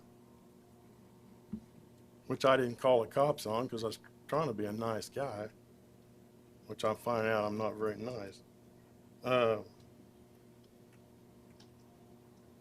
He's told the police and everything that he was absolutely selling the house, no problem. And then it was online, a kid showed it to me online, that he wanted $82,000 for it. And then he's trying to rent it out yesterday. So I got it said in a little bit of after I leave here, I'll have a whole bunch of stuff to tell you, but I can't think of a lot of it now. But we've had, you know, And like I said, I haven't had no problems with 90% of them guys, but there are always the bad people. And like I said, I went over there and talked to him several times about it. No results. I've asked him also how in the hell he can sell mowers and all that, excuse my language, how he can sell mowers and all that without no permits or nothing. No, he sells all cars, he has no dealer tag. Can you wrap it up in 30 seconds? You got it. I'm done. Oh, you're done. I could go on and on. I could go on for days, man. Okay, any questions for the speaker? Thank you. I got one statement to make. I don't know what they do, but they come in at night unloading a bunch of stuff off a trailer. And my bedroom's right next to the house that they stay at. And it's bang and beat and pound all night long. And my wife's not in good health. And Okay, thank you. yeah. Next speaker. Russ Avey, Boffman Company. I am not agent for the applicant, and I'm requesting, since I have to leave here for another meeting in Hutchinson, time to spend just a few seconds to state kind of some of the things that I've been working with Mr. Masters on in putting together the PUD drawing. The agent? I am not the agent for the applicant. He is representing himself, so I'm not going to be able to discuss any of this during the rebuttal, but there are a few other things that I just wanted to kind of state for the record. Let's have a motion if we allow this. How much time you need, Russ? 1 minute. Any discussion? Seeing none, all in favor? Aye.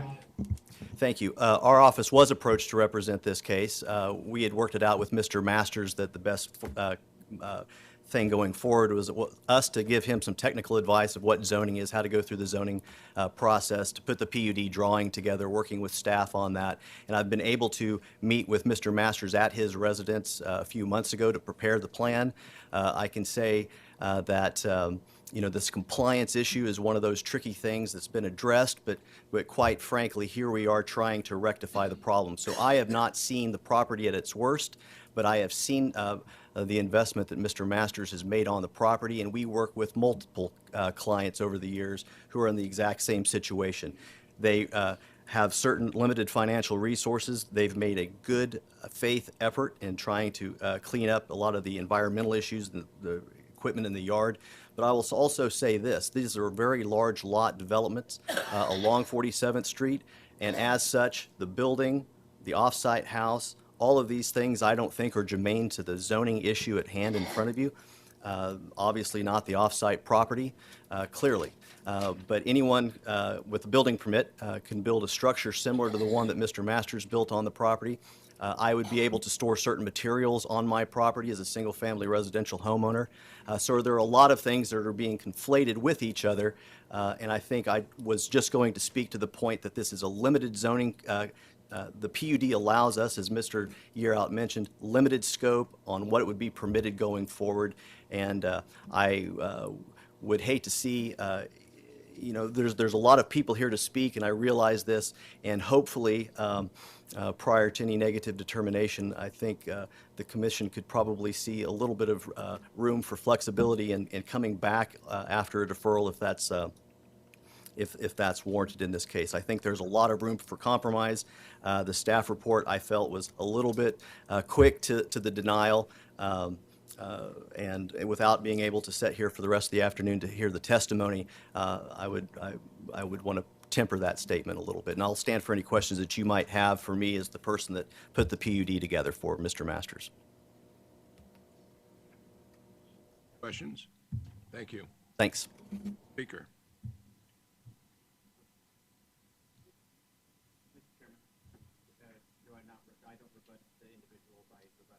Not yet. Yeah. Go ahead. Once everybody's spoken. Yeah. I got it. All here. Get this moved. Name is Sean West. I'm at 5512 South Hanley Avenue. Also have a home at 4412 South Hanley Avenue. I've been a resident of Wichita all my life. I've grown up in the southwest side of Wichita, actually right within a mile of Steve Masters either way. He's been there since I was 17 years old. I just turned 36. Everybody knows he's there. He's always offering summertime help positions. When I met him, I was in need of work at the time. I became partially disabled. Couldn't find work. People knew I had my neck surgery coming up. I'd worked in general construction all my life. The last 4 years, I went back to school, got into medical, being on pain medicine, having the surgery coming up. Nothing in medical would hire me. Nobody would take me on. Steve Masters opened his doors not only as an employee, but as a friend. He's always the first person to help you get up, as others have said. He's helped me and my family numerous times. If I ever get in a bind, my wife works for the Sedgwick County, and she's been there about 5 years now. Living off one income with all my medical bills and stuff is hard. I have 3 children. If we get a little bit behind, I can always turn to him, and I can always get a frontage on money owed.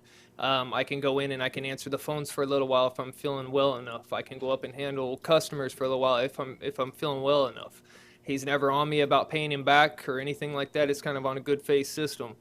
I can sit here and speak about Steve Masters and how he handles that neighborhood and everything else all day long. My grandma, Eula West, has been at the courthouse for 48 years. She just turned 90. She's probably going to have to retire. She just had a stroke in her eye. He was one of the first guys up there. He doesn't know her. He's never met her. First guys up there praying for her with me at the hospital. Brought us a bunch of durable medical equipment for her. Did the same thing with me here recently. I've had some eye trauma and some other health issues. First guy at my door, not only bringing groceries because he knew I wouldn't be able to get out, but also medicine. Calls me every day, prays with me. Every time we get in a bind, I can call and I know somebody I got to pray with. As far as the planning goes, we always outreach to the neighbors. We go out there throughout that whole neighborhood.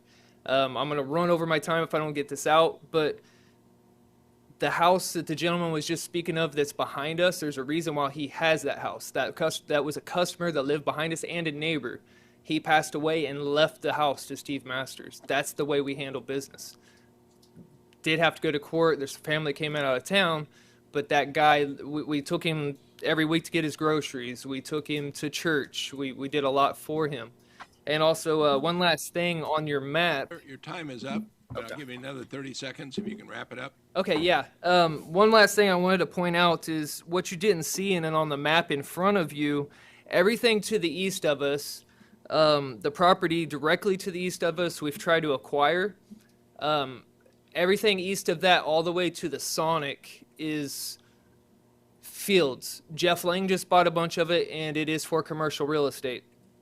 Where your mouse is.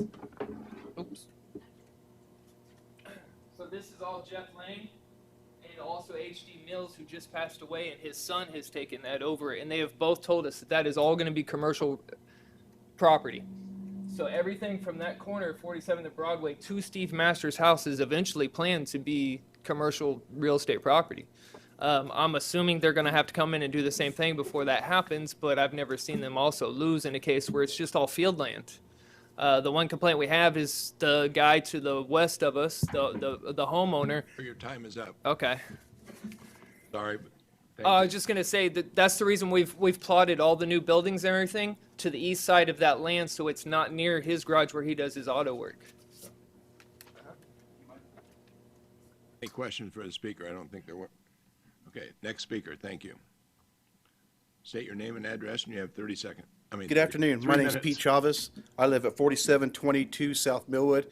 I am the property that is just north of Mr. Masters' property, and I am the house that is just west of the house that he owns that they've been talking about where everybody's living. I have been at my location for 11 years. I have lived at the end of Millwood for 35 years. 35 years in my home and growing up in my parents' home across the street at 4721 South Millwood. The reason I bought my property is so that I can take care of my parents as they get older, and it was a little oasis in the south side of Wichita. I don't see much that goes on in the front of his business, but I see a lot that goes on in the back of his business. Millwood is a dead-end street, 2 barricades, identify that. there was 2 barricades that identified that. Steve came to us years back and talked to us about removing one of the barricades so we can have access to his property. And he did. He said he'd put it up after his deliveries. That happened for a while, and then after a while, we had to start putting it up ourselves. And then the next thing we knew, that he has gone out there, or had his employees go out there, and they cut the posts off so the barricade would not go back up. And then they did something with the barricade. We don't know what happened with the barricade, and that was set by the city. Steve does not know what goes on in the back of his business. He thinks when he goes to sleep that all his employees do the same, but they don't. We get woken up all through the night from car doors slamming, gates slamming, and cars coming and going all through the night. We have called the police because one of his employees was looking through my son's car that was parked on 47th Street in front of our Millwood, in front of our property. And they did end up handcuffing him, and I think they took him away.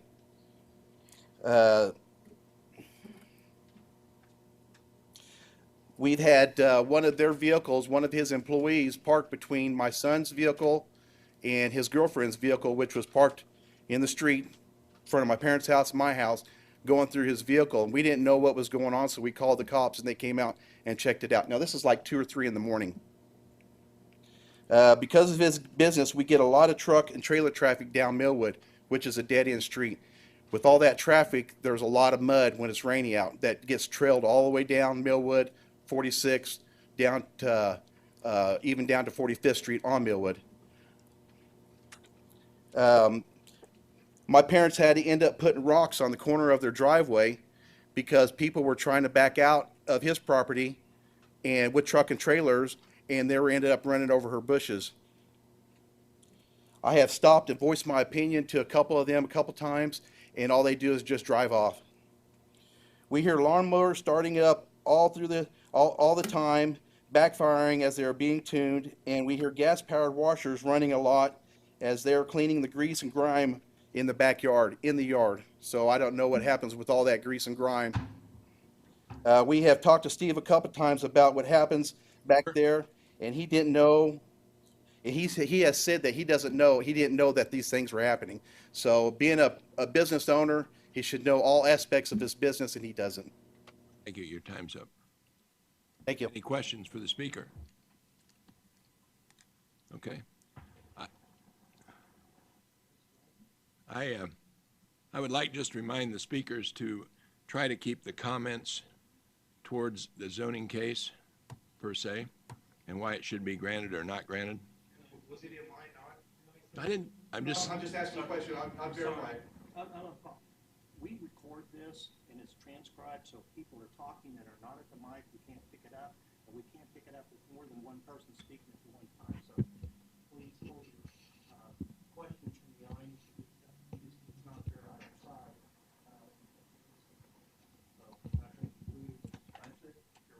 Mr. Warren? Just piggybacking on what you said in terms of what's applicable, I appreciate the character issues, but this is we're dealing with zoning issues. So, if you can keep your comments to aspects that have to do with the physical, I mean, that's why what you said did apply. But also, we had a number of speakers, and this can go on. If you've heard it before, if somebody else has said your thought, we don't need to hear it again, so I appreciate that. And just because I made that statement now, it doesn't mean I was referring to you, sir. I just want to clarify it. Okay, next speaker. I'm Nathan Brumbelow. My address is 2927 South Euclid, but I own the property right next door to Steve to the east. I've never had a problem with the guy. He's always helped me out whenever I need a lawnmower fixed. He keeps his property clean. That's something I appreciate. And he helps mow my grass when I'm not able to get to it. I don't really know what you said you didn't want to hear about or anything, so I'll just stop it there. Wanted to hear why you think the zoning should be changed. Well, I'm a small business guy too, okay? And I have employees. I've had bad and I've had good. Sometimes you don't know what you get. I think Steve's a good guy and he does a good service over there. And his front yard, when we saw a picture of it, it looked nice and pretty. It looks that way every time I see it, and I'm over there a lot. Great. You guys have a nice day. Thank you, sir, for coming. Next speaker.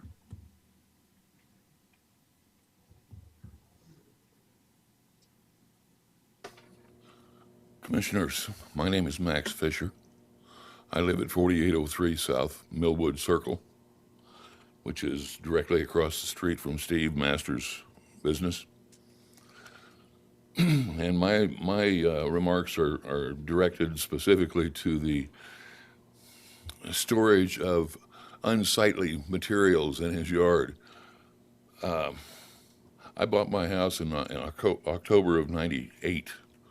Shortly after that, Steve moved in, started his business, and I have yet to see an unsightly yard after all these years. The place is always neat and well kept. I have even gone over there from time to time and looked at various items that he has up for sale. Various employees have approached me. They were always friendly, eager to help. I think it would be a mistake to deny this because of the simple fact that Steve does a service for a number of people, including the employees. We're talking about people that are, financially strapped. We're talking about people that are in trouble with the law or had been, and he helps them out. He provides a job for them so they can gain a little self-worth, and I think that's to be commended. And I think that's probably covered about all I got. Thank you, sir. Any questions for the speaker? Seeing none. Thank you. Next speaker.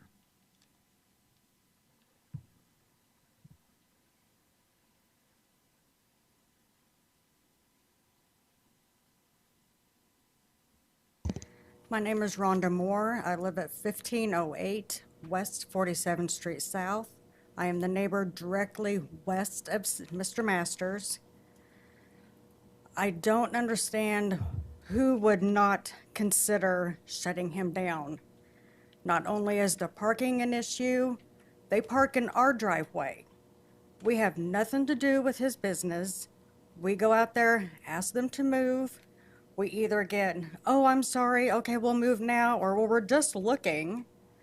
No, I'm sorry, we're not an extended parking lot.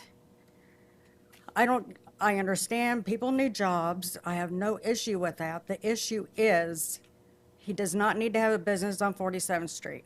You have the soccer fields down the street, traffic for the school buses, fall, spring soccer games. You never know when an accident could and can happen. Yes, granted, one has not happened now, but that does not mean it won't happen in the future. That's all I have to say. This is just getting very sad and ridiculous. Ma'am? Since you live right next door to the west, at the nighttime, there's been remarks about noise coming from there. Have you witnessed any of that? Not in the north part of his yard, no, because we're more towards the south side of 47th Street. Our residence is right there on the street. Thank you. Yes, Mr. Richardson. How long have you lived in the property next door there? I have lived there since 1992, 93-ish. Thank you. Thank you. Uh-huh. Next speaker, please.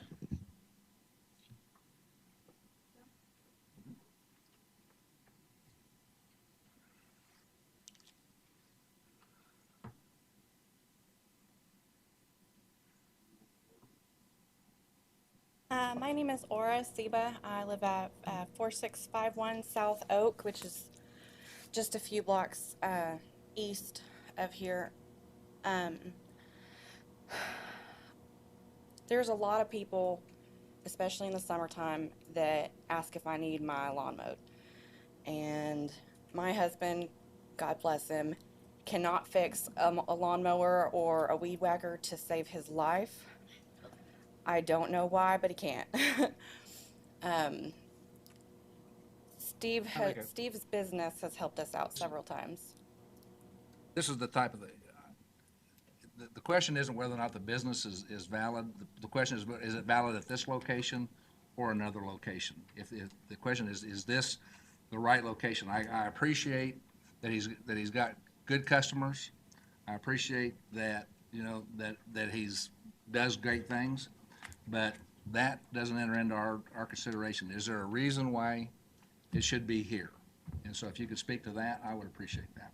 Absolutely, I was just getting to that. I'm sorry for interrupting that. I apologize. Because it's so close by and he has an established business, we can trust Steve and his business to give us a worthy working service for our lawnmowers and whatever else. Because he's nearby, he's reliable. He's not just some guy walking down the street saying, "Hey, can I mow your lawn?" And there's not that kind of reliability and what's the word I'm looking for? Just trust in established goodness, I guess. I totally lost the word I was looking for there, sorry. As a business, to just be there for everybody in the neighborhood. I guess that's all I got. Questions for? I guess what you're saying is you're thankful that the business is close to your property. Okay, thank you. Any other questions? Okay, seeing none, next speaker, please.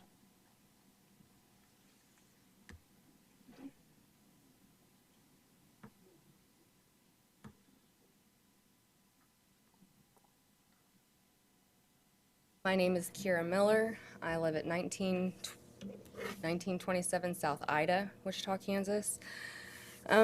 Steve is my stepdad. He hasn't always been my stepdad, but my grandpa has told me many times in business that where you're at and when your hours are should always be the same. It should always be consistent, and people should be able to rely upon you.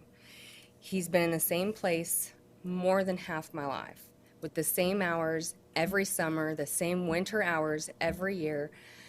I mean, sometimes the employees change. I was an employee there for the first year after I got out of prison, and that was several years ago. He gave me a chance, and I was able to move on to better things and an awesome life.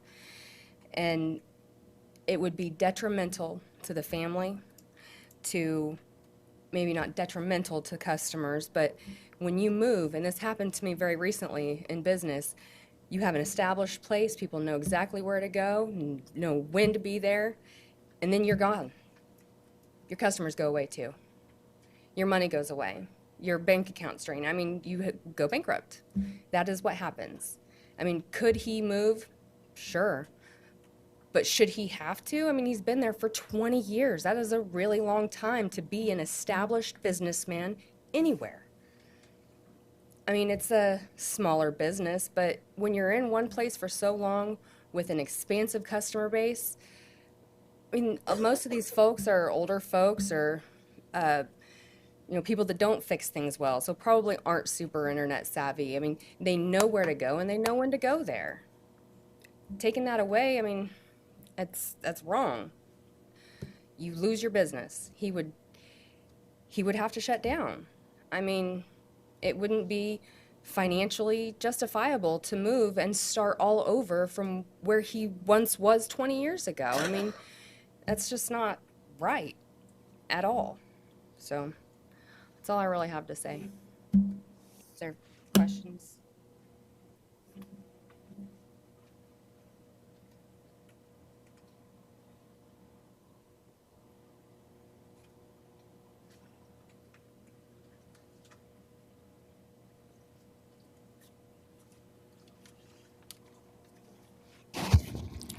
My name is Joyce Garrett, and I live at 4710 South Fern Avenue. I am here to oppose Steve Masters' application. I care very deeply about the development of Southwest Wichita. It saddens me every time I see a business that goes under down there, and you just have an empty building. I do believe there's plenty of locations that are open at this time along South Seneca, just north of 47th Street, that are available that would be a lot better location for a business like that.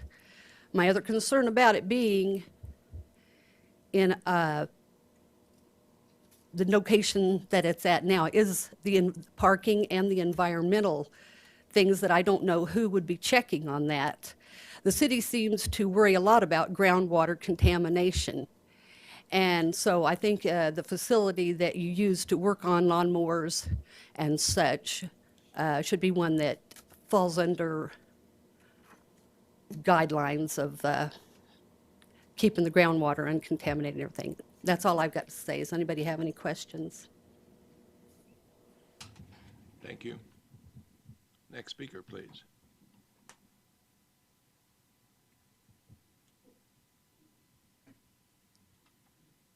Good afternoon. My name is Greg Schertz. I live at 1508 West 47th Street, which is just west of Mr. Masters. We had a major tornado in that block in '99, and it was a year or two before everything come back together, and it was after that before he moved in, or I should say he moved in after the tornado. We've had a lot of conversations about people parking, especially in my driveway, because they don't want to park in his driveway. They get blocked in. I used to drive through the yard into my driveway. I had to put up a fence, which I didn't really want, but I had to. They still park in my driveway. I have to go out and run them out every now and then. I shouldn't have to. I've had a few arguments in the driveway. I was threatened in my driveway over it, and it won't happen again, but I'd say so. But I hope it don't go through. That's all I got to say. Questions for the speaker? Thank you. I see an indication of how many more speakers we might have.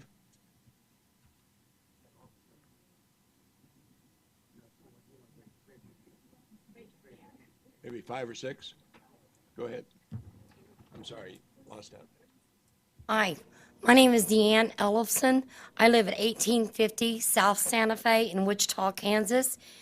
And yeah, I could stand up here all day long and sing praises about Steve. But the thing I would like to address is the parking issue. We had a parking issue over there. I believe Steve put cones out. One day he was doing a yard sale for the church, and we put cones out and blocked that driveway. The next thing I know, there is a man in my face screaming at me about some guy that had parked over there in his driveway. And I said, sir, I understand what you're talking about, but his employee made that guy move. His exact words is, I will not speak to you until you move your vehicle. And and the next thing I know, I have this neighbor in my face very upset. And I'm like, sir, I'm very sorry. We've done everything. We asked the guy to leave. We all have ups and downs in our neighborhoods. We'd all like to change things. I do know Steve has been there for 20 years, and I don't know much about the zoning and all of that stuff. It did shock me whenever he told me that, this was going on. I believe that one of the guys here today opposing this also has an auto repair shop directly next door to Steve. So it's kind of like the kettle calling the kettle black, And just for the record, I am Steve's cousin, and I have been to his home many, many, many times, and never have I seen anything out of place. The guys have been very well-mannered, polite, and do their job. And they do a great service to our community. Hey, thanks, guys. Questions? Where was this garage sale that you were talking about? The garage sale was probably about a couple of years ago.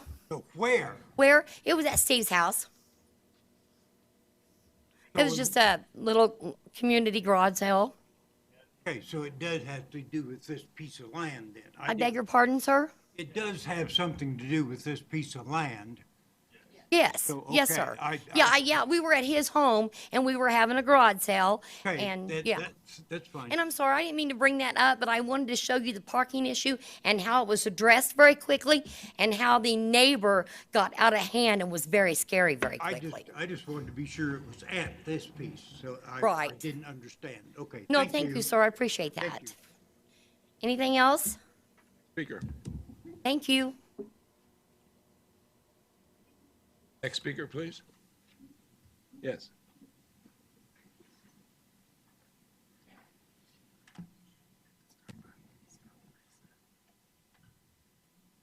Good afternoon, everyone. My name is Mary Masters. Yes, I'm Steve Master ex-wife. Now I live in 4560 South Hydraulic. Point of order. That's part of the 4, application. 5, Just 6. a second. Just a second. Ex-wife? I'm Chinese, so my English no good. No, no. I'm So- sorry. So you're not about presently married to him? what? Not presently married to him? Yeah, I married with Steve Master. It's 2015 year. But 2015 year I married with him. But I divorced with him 2016 year. I'm so sorry about that because I'm Chinese. My English no good, so I cannot take care of his daughter. Very good. This job is too hard to me, so we divorced. But now I still love him because he still take care of my life in Wichita. My family, anybody out in China, I'm alone in here.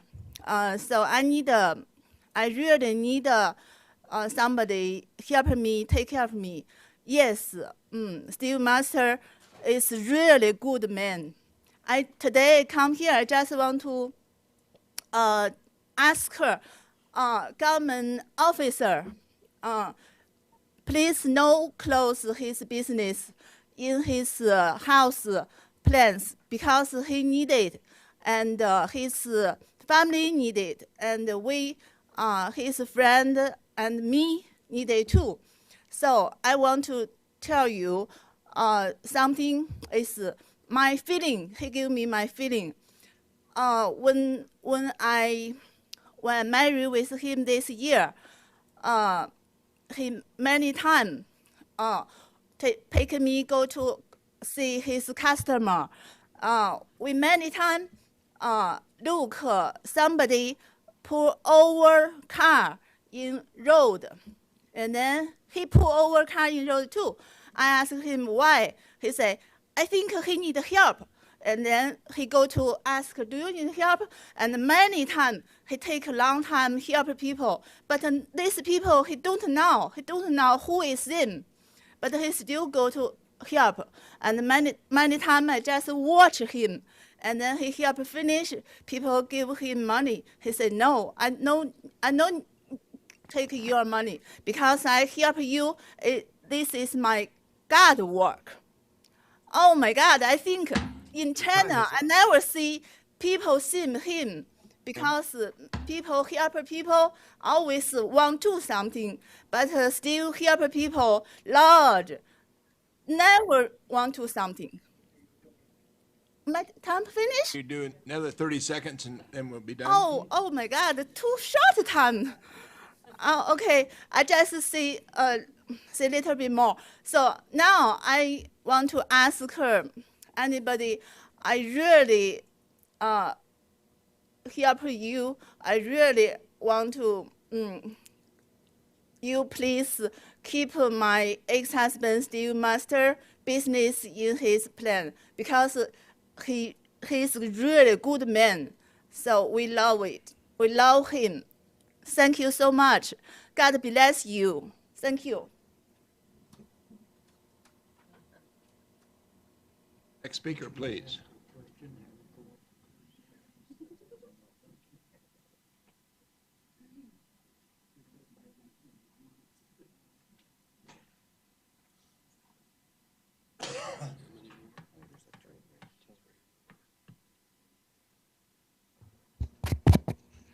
Good afternoon, everyone.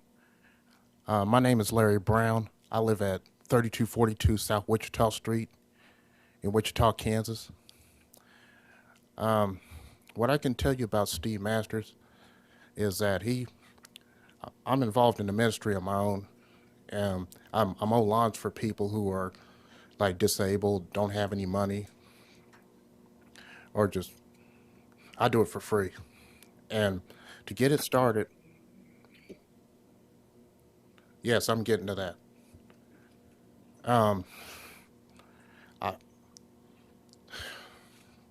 Thanks a lot. I lost my train of thought. Like I was saying beforehand, when I started my ministry, he donated a lawnmower to me, so I didn't have to go out and buy one, and he helps me maintain it for free. Now I'm getting to why I think he should stay. And I'm gonna say this, okay? I'm gonna be honest with you right now. I'm feeling really angry right now, and I'm gonna tell you why. Because I feel like he's a good man, and I feel like he should stay where he is. And I'm gonna end it right on this note. I feel like the ones who oppose him, the ones that are saying bad things about him, I'm gonna say this: they need to take a long, good look at themselves.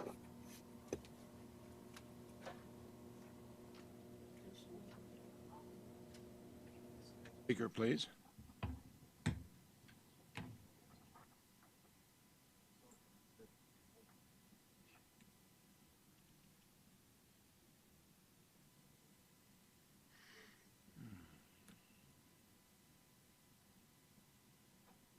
My name is Helen Lynch. I live at 1850 South Santa Fe Street in Wichita, Kansas. And I see nothing wrong with that being there. If you look at any city street in the Wichita, unless it's the $200 or $300, $1,000 homes, they don't have businesses in their yard. But just about any street in the city, you'll find somebody with some kind of small business there trying to make a living. And I don't see a problem with where it's at. I mean, they say that some of them have said something about parking. Well, most people's not in a great big old huge hurry, especially older people. So if we're blocked in when we're parked there, all you have to do is wait a couple minutes and that person will see you need to leave, so they'll come move over so you can get out. Or just sit there and relax, you know, and then you can move when they move. So I don't see a problem. That's all I have to say. Questions for the speaker? Thank you.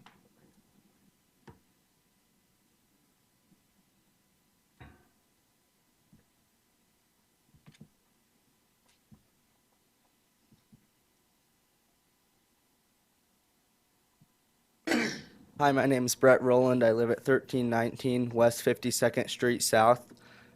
Steve took me in and kind of gave me a learning experience and let me work with his guys, and it was very nice that he was nearby and he saw that I had a passion for small engines, and he helped me out and let me come in and have a learning experience. And I don't think he should be shut down for how long that he's been there, and it hasn't been a problem till now.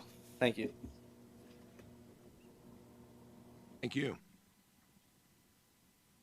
Was there another speaker?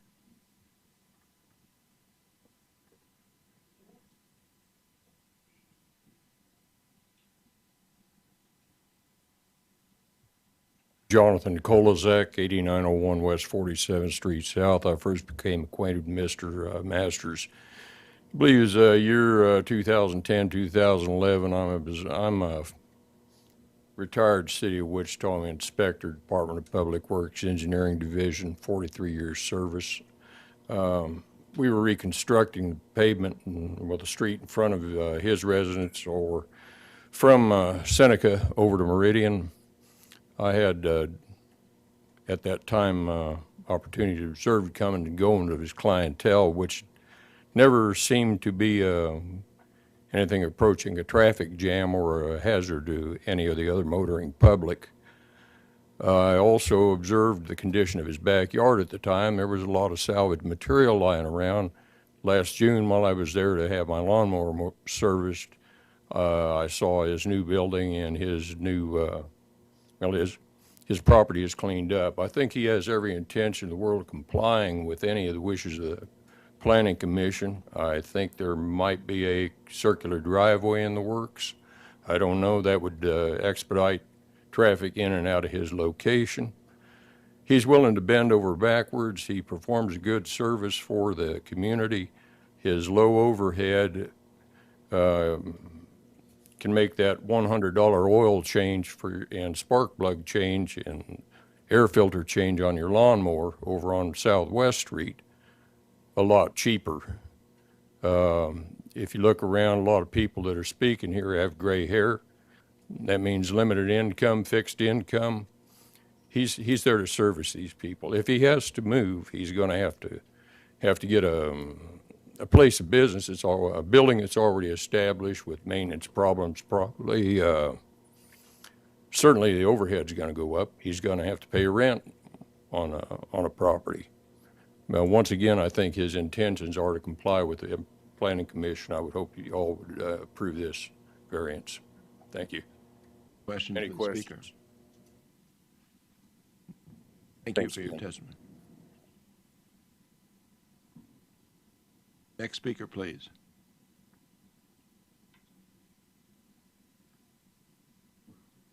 Anyone else?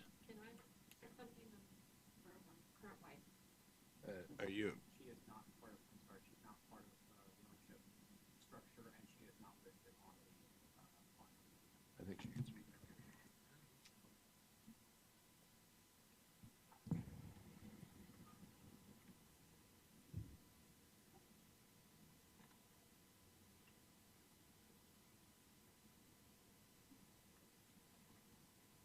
Hi, my name is J.D. Masters. I live at 1522 West 47th Street South.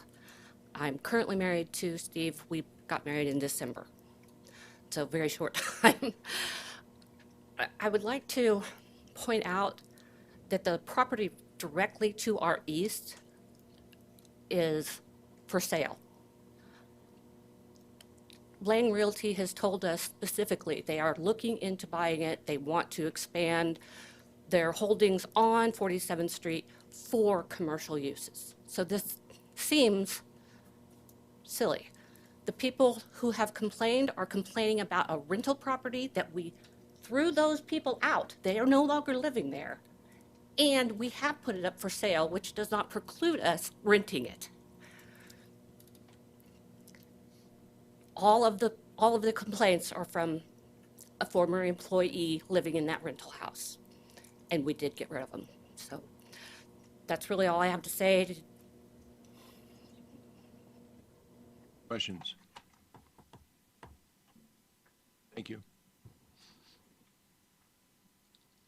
If that's the last speaker, you now have a 2-minute rebuttal time.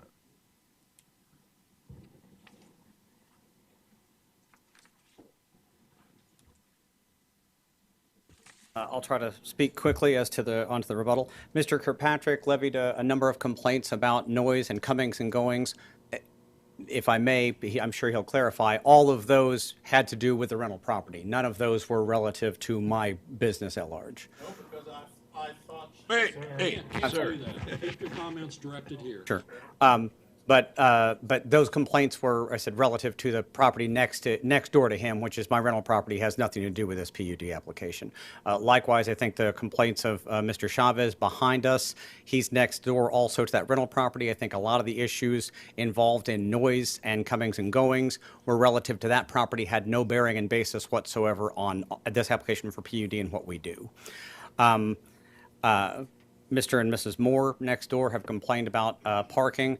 To my knowledge, there have been a few opportunities where people have parked in their drive. I did approach them directly and advise them that I would, at my expense, put up a sign in their property that says no more shop parking. I told them I would spare no expense. I would meet their needs however necessary to mitigate that need. Mr. Moore turned me down. I'm sorry, Mr. Schertz turned me down on that opportunity, but I did try to make that offer to him.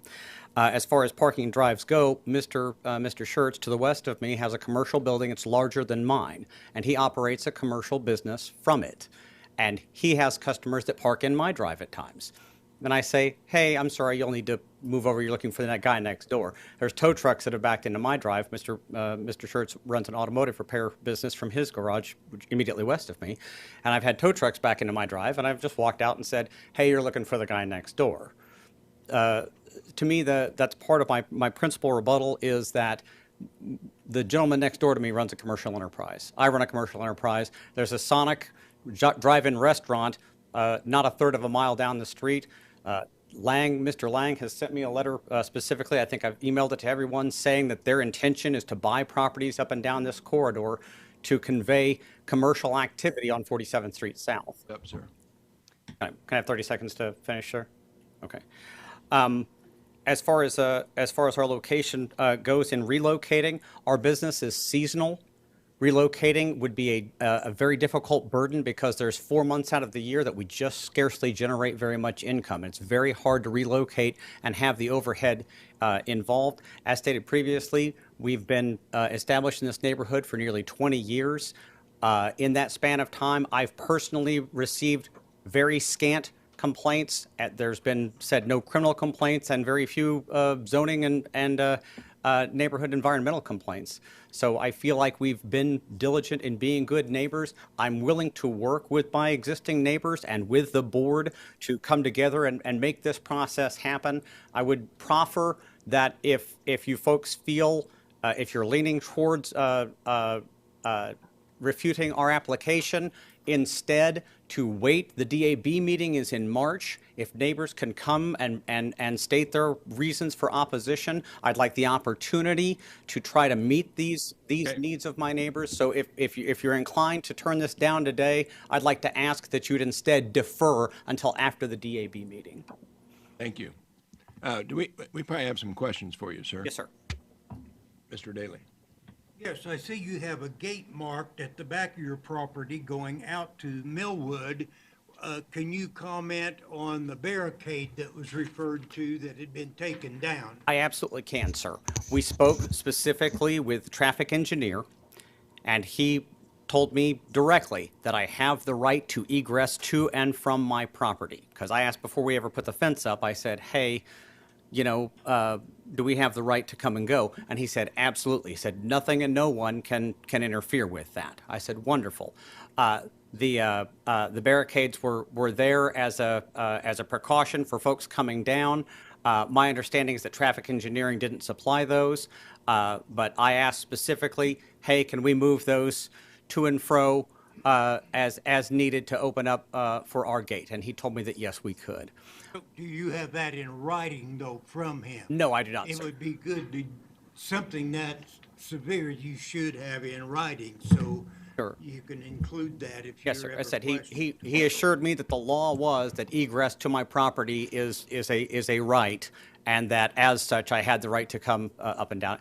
And likewise, sir, we're cognizant of the footprint and the interactions with our neighbors. So let me just say, there are months on end that we don't open that gate at all. That gate hasn't been opened, I said, 10 times this whole winter season. We try to interdict that so it's not a problem for the neighbors. Answered that question. Okay, thank you. Any other questions? Yes. I want to address a little bit the hours of operation. Because most of the complaints would probably be after dark. Do you have a rule as far as testing mowers or starting them up and so on and so forth? Sir, I do. And again, if I may, I believe most of the noise complaints were relative pointed at my rental property and not our operations. There was some there were some related to this. As far as operations go, 9 a.m. I will not start a machine any earlier than that. I have had customers show up at 7 o'clock in the morning. I've just told them forthwith that, no, I'm sorry, we've got neighbors that are sleeping. Again, I want to be a good neighbor. I understand what that entails. So we do not start any machinery before 9 a.m. The noise ordinance is at 10 p.m. It's exceedingly rare that we do anything after 7 p.m., sir. It's exceedingly rare, and never any later than 8. I'd like to address also disposal of the waste of your oils and things like that. What do you usually do with those? Yes, sir. We gather our waste materials in collectible jugs, and we take them to the Sedgwick County Waste Disposal Yard, which is the legal place for us to do that. They know us very well. We go up there all the time and do that. There's times that we take it to the automotive places where we purchase our oil products. They are required as vendors of petroleum products to also be accepting locations of waste oils. I said we have a well on our property. I don't want contaminants in my drinking water either. And my next door neighbor, I said, Mr. Schertz has a well. I'm fairly certain that if he had contaminants from what we do, you'd be hearing about it now. So, to my knowledge, no one has ever. There's a well on the property to the east. To my knowledge, no one has ever made any mention that there's been any surfactant or issue of that kind whatsoever. We're diligent, I said, in the collection and the disposal of waste of all kinds. Thank you. One final comment or Yes, sir. question is on the parking. Sounds like parking is one of the really sticking points here. And no one seems to know what the restrictions are as far as what the requirements are for the parking here.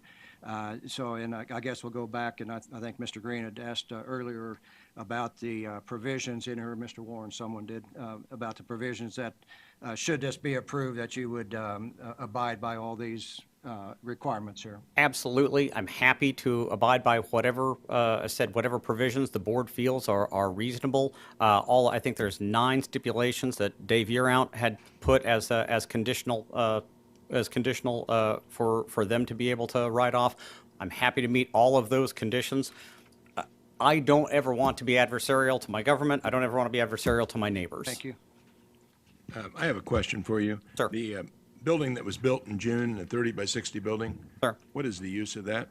That's we store it's simply storage, sir. It's storage of inventory and customer machinery. There's no occupancy as far as people working in it. No, sir. How about the building to the south? The perpendicular to building. I'm sorry, sir. Can I bring up? I'm not sure which one you're. Next one, right to the south of it. Oh, keep going, on up. That one there. That building, sir? Yes. Again, that's used for storage. No working being done in a building except, can you point No, to the? sir, we strive to concentrate our work on at the points in the property that are the furthest from any residence. You point to that building where you do it. Yes, sir, we do. No, let me get mine. We do work, there's a building here, that's our principal operation, and there's a building here, sir, on the front, it's on the front side of our property, between my home and my garage. That's my primary work area, I said, and it's going to be dead center of the property, as you can see. Corridor, it's approximately 33 feet in, 50 feet in length and 15 feet in width, and this is our primary work area. And I said it's central to our property. That is where the bulk of our work takes place. Thank you, sir. Any other questions? I got another one. There was a U driveway mentioned. Do you have any comment on that? Again, sir, I'm happy to meet with, I said, either with staff or with the board or with the neighbors and address and hash out any, I said, optimization, to mitigate any involved factors. I want to keep my business. I realize that in order to do that, I've got to make compromises. I'm not opposed to any, I'm happy to do that's the short version. Let me ask staff, if they do add something that way, do they have to get any other? Yeah, do we have to change our PUD? Go through Public Yeah. Works to get driveway permits. Well, they don't have to put that on the PUD then at a later point. If they go that route, they could ask for an adjustment or an amendment to the drawing. That'd be an administrative adjustment? more than likely. Any other questions? Yeah. And I don't see in the suggested conditions that there is hours of operation. Is that true? They're not in there? There are not any listed right now. So if there is a desire to add any, we need to do that as part of a motion. So, And I have no opposition to that, sir. and on a lot of things, we see that if they violate their PUD, then they can be shut down just automatically. Is that? Well, it's not so much shut down. It's more of an enforcement issue at that point. It becomes a zoning violation like any other action would be. And procedurally, if there is something out of whack, they would be notification would be provided in writing, time to correct that or to seek an amendment or whatever needs to be done. So, and if they have a serious violation and they don't do anything about it after being notified, then you can take action against the, MABCD would have to notify them to go through the process. This is a zone change. If it's approved, Okay. this becomes a zoning district. You can't just void zoning without. okay, that's what I was wondering on that. Mr. Masters, you mentioned your neighbor had a repair shop as well? Yes, sir. You point to that building for me? Absolutely. If I can figure out which way, this building, I said, is, it's. Go back to that plan. I want to see it in the plan. Site plan. On the plan. I don't think it's. Yeah. Oh, I'm sorry, go ahead. That is. This is the neighboring property to the west, and it's this building at this location off his property. Is that properly zoned? It's zoned single family. How is that allowed to be used? Well, according to MABCD, and the court, we're able to discern from county records for tax purposes, that's all taxed and recognized as single family. There is no recognition. I've asked MABCD of whether or not they have any information regarding that, and as of today, the answer was no, they do not. They're not aware of any business activity occurring there, but as is the case with any enforcement actions, as I've been told by all the officials with that department, it's complaint-based, so that's Okay. where we are on that. We will bring it back to the committee. We got a motion?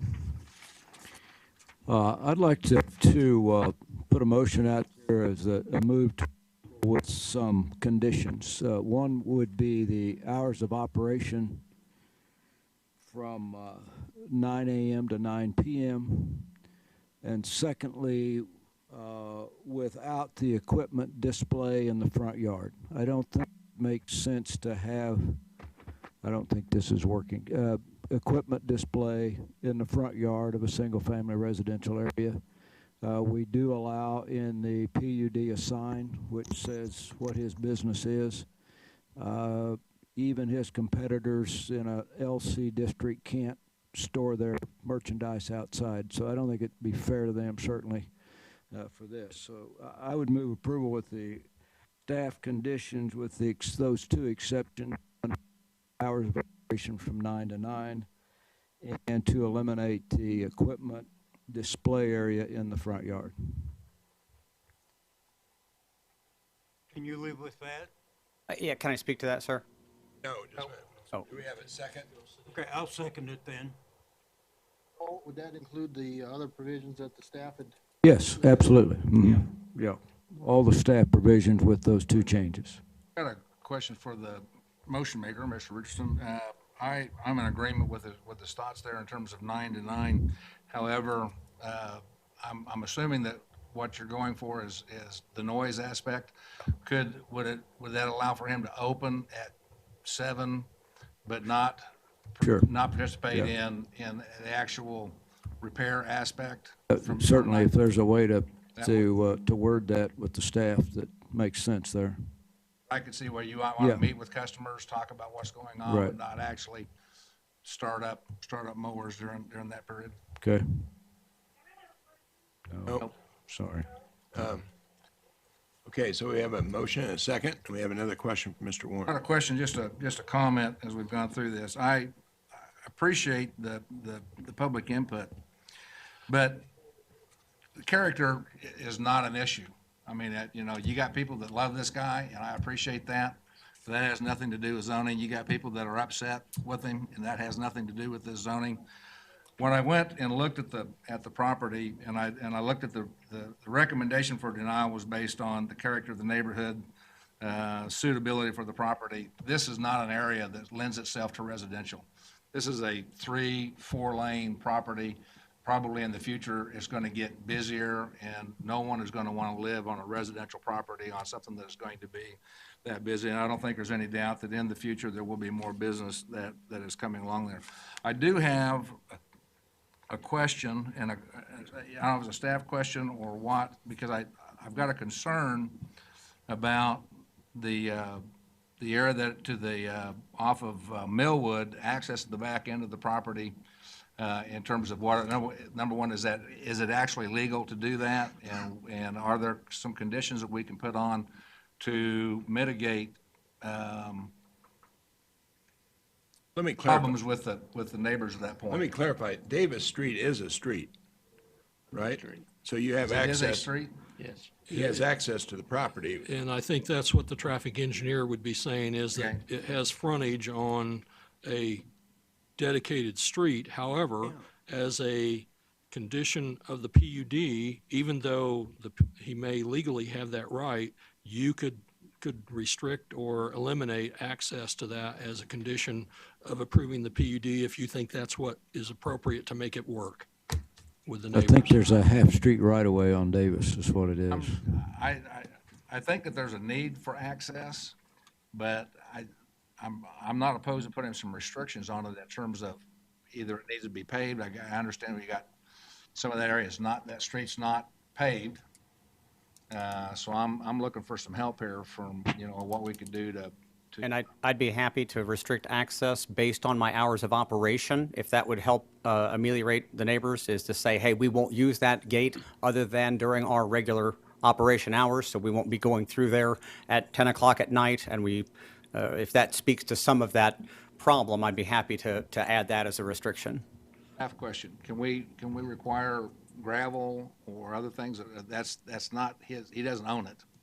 It's street right away. What can we put conditions on? Here's the thing, if you got a dirt street and you go across there when it's muddy, now you're tracking mud up and down Millwood Street. That's not the neighbor's problem. They shouldn't have to deal with that. Can I say something about Davis Street? And I'm happy, sir, to add that as a condition, even if you can't. Sir, no questions From a been point of asked. order, you need to be sitting back in the audience at this time, okay? Yes. Thank you. You have a staff question, right? Yeah. Or whoever else you want to answer it. Yeah. Maybe David? I'm not sure how you could attach paving or rocking. There may be a public works standard that if you're going to access a road that it has to have something, but I think it would be difficult to attach it to this. And if I can interject here, Davis is not a through street. It's platted, but it's not a built street. It's Millwood that is paved that dead ends to the north side of this property. And the gate access is really onto Millwood. And if you go back to the picture that I took, that's the street as it exists now. And you can actually, the gate is right behind that dead end street sign. And that's the point of access off of Millwood. Now, this is Millwood looking south at the north end of the property. So now, as far as access, Dale, you have to help me on what the standards are for quote unquote access off of a public street onto your property. There are certain standards that have to be met for a drive entrance, is there not? Correct, and that's why I was saying it may well be that if they want to leave access, that they direct that Public Works determine what the appropriate standard is. I know in the county, we've used rock to prevent mud from being We carried can out. make that a condition of the PUD. Yeah, I think you could do that. Could we make, again, I'm talking off the top of my head, I haven't thought this thing through. Could we make a condition, because one of the problems seems to be parking at the front. If we got city staff, traffic, or whoever needs to approve that to see what we could allow to make that a proper entrance, could we require employee parking in that backyard? Well, Well, provision listen. number 1 speaks to parking, and it says they have to have the right. I'll withdraw that. Can I interject something here? I guess only I want comment to, is- I want to be supportive of this, but I'm really concerned about how that 30 by 60 building got built and what the access was and what the parking requirements were and everything that MAPC should have acted on if it had been submitted to them. Is that a fair question? Isn't that something you said we can't consider previous? Oh, yeah, you can. If I can interject, I think the point here should be the broader intent behind general provision or statement number 1 on a condition would be not only with respect to parking, but also to access drives, that anything used as part of the business operation also comply with current standards of the city with respect to access drives and other issues on. As far as questions about the building permit, and I did notice in response to a question that Mr. Richardson had asked in a meeting, an email before the meeting, I did check with MABCD. In the file, I've got a copy of their report of all the permits that have been issued against this property going back to 1999, and the only building permit was for an accessory building built in 1999. There are subsequent permits that have been issued for some re-roofing and some electrical work, but nothing with respect to a building. So we will follow up and ask for verification with respect to other buildings, including the one that was built last summer. Mr. Duell, you've been very quiet today. I would like to add a condition to this, that the building that was put up without permit be approved by central inspection or whoever for meeting building codes and zoning codes. An amendment? Is that an amendment to the motion? Would you accept that? I would. Okay. Second that amendment? The second accepted? That's legal to do that? Oh, yeah. Okay, I can accept that. All right, we have a motion. Second? Okay. Another caveat to throw out, just to think about, that back gate would be used only during daylight hours, because, Business hours. well, not daylight, because if they have business hours 9 to 9, then it's going to be dark some of that time, and that could be a problem with the neighbors at the back. So that's why I'm just throwing it out to get opinions. I think That somebody's got a complicates rule it. on. Yeah, that complicates it a little too much, I think. Okay, Let's keep that's it fine. I simple. just wanted to throw it out. Let's see if we can review what we got here. Yeah, Mr. Chairman, before we have a vote on the motion, could we have a full understanding of what all is involved with the motion? Yeah, that's what we're gonna do. Like maybe Dale could give us an idea? Well, Read that back to us. What I have down here is per staff comments, except that, and I modified it a little bit, that the language regarding about running and operating mowers that except, or that outside of the hours of operation of 9 a.m. to 9 p.m., equipment will not be started, run, or operated. So that means they could only start and operate stuff between 9 and 9. Then the second thing had to do that there would be no display in the front yard, period. And then the third thing was that any buildings that did not have building permits would be required to be inspected before the zoning is finally approved. Is that what you wanted? Question. I'm in agreement with this display. Do we have any wording at all on this? Does it, maybe it comes in with one of the 7 conditions, signage? Yes, there's a provision. Number 5? Yeah, number 5. Okay. It's a GO, 32 square feet. Okay, I missed that. Thank you. Well, the provision number 5, yeah, talks about a 12 square foot sign, which is part of my motion, yeah. We're good. Any more discussion? Dale, do you know what the normal I mean, when can anybody in the neighborhood mow their yard? I don't think we should restrict them any more than what the code requires for them. Well, then,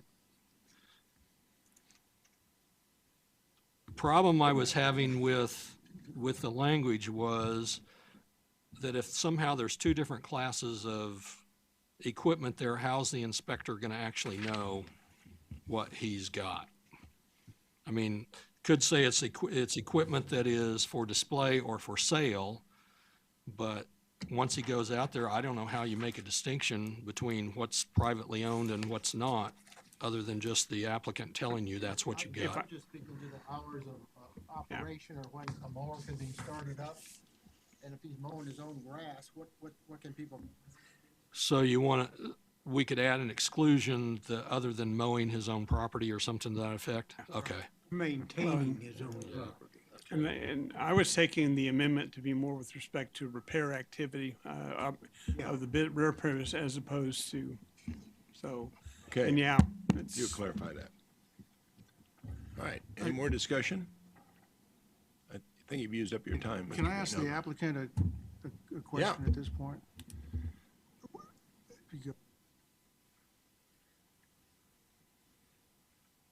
As a part of the motion, are you in agreement with everything so far?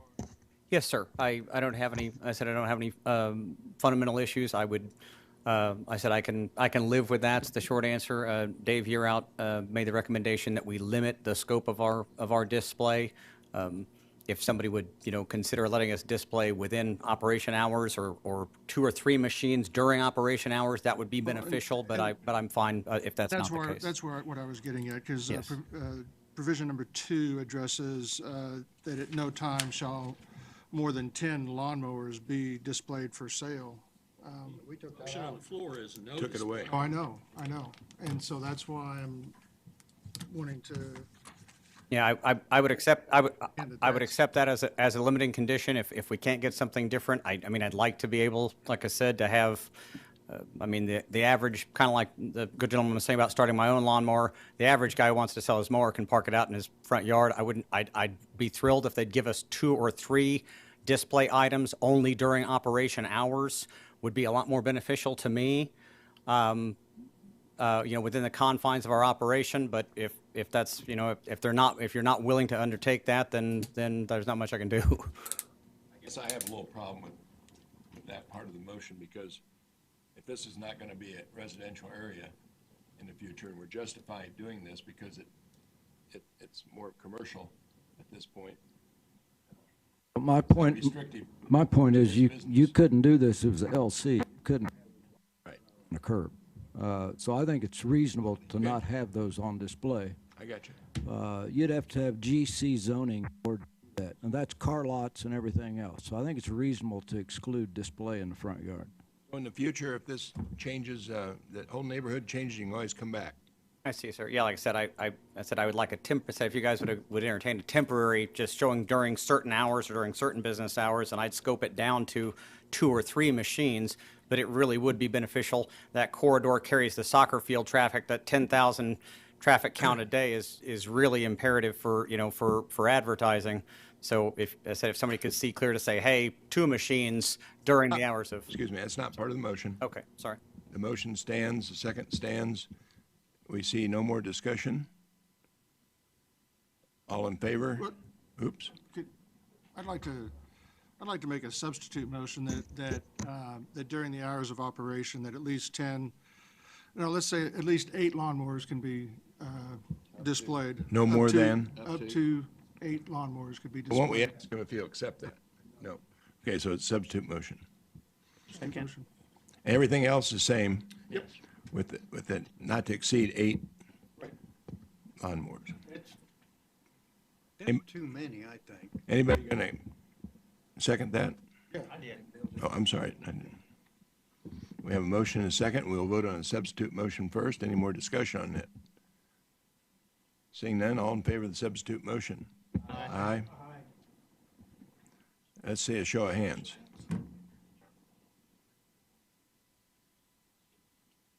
It's 6-3. 6-3, it passes. Thank you. Thank you, sir. That was beneficial to you. And I'm sorry, gentlemen, I'm again new and foreign to this. Excuse me. Get with Mr. Year out. Okay, yeah, so that was my next. I didn't know what to do next. That was my next question. Thank you. Kathy Morgan, come forward and do item number 10.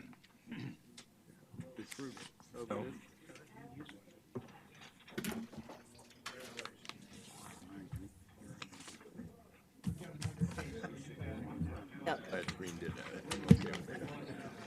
Please go outside to ask your questions of Mr. Year out. We've got another case. Groundwater contamination, check with Mr. Year out, and he'll give you the right government We're agency still that handles conducting a that. meeting. We're still conducting a meeting. We've got another So you can talk to him. Okay, Mr. Johnson, are we ready? Get away. Kathy Morgan for planning staff.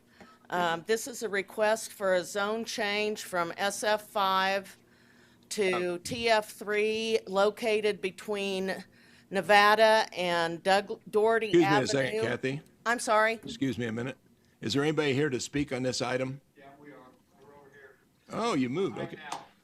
There is, yes, we are going to be quick because currently, I'm just going to jump to the pictures of what is there now. It is a residential area. This is the property. This is the main structure, and then this house on the east is like a pool house. It is not developed for any kind of living capabilities. So the applicant has asked for the TF3 zoning so that they can redevelop this structure, this pool house structure, into a single-family house situation.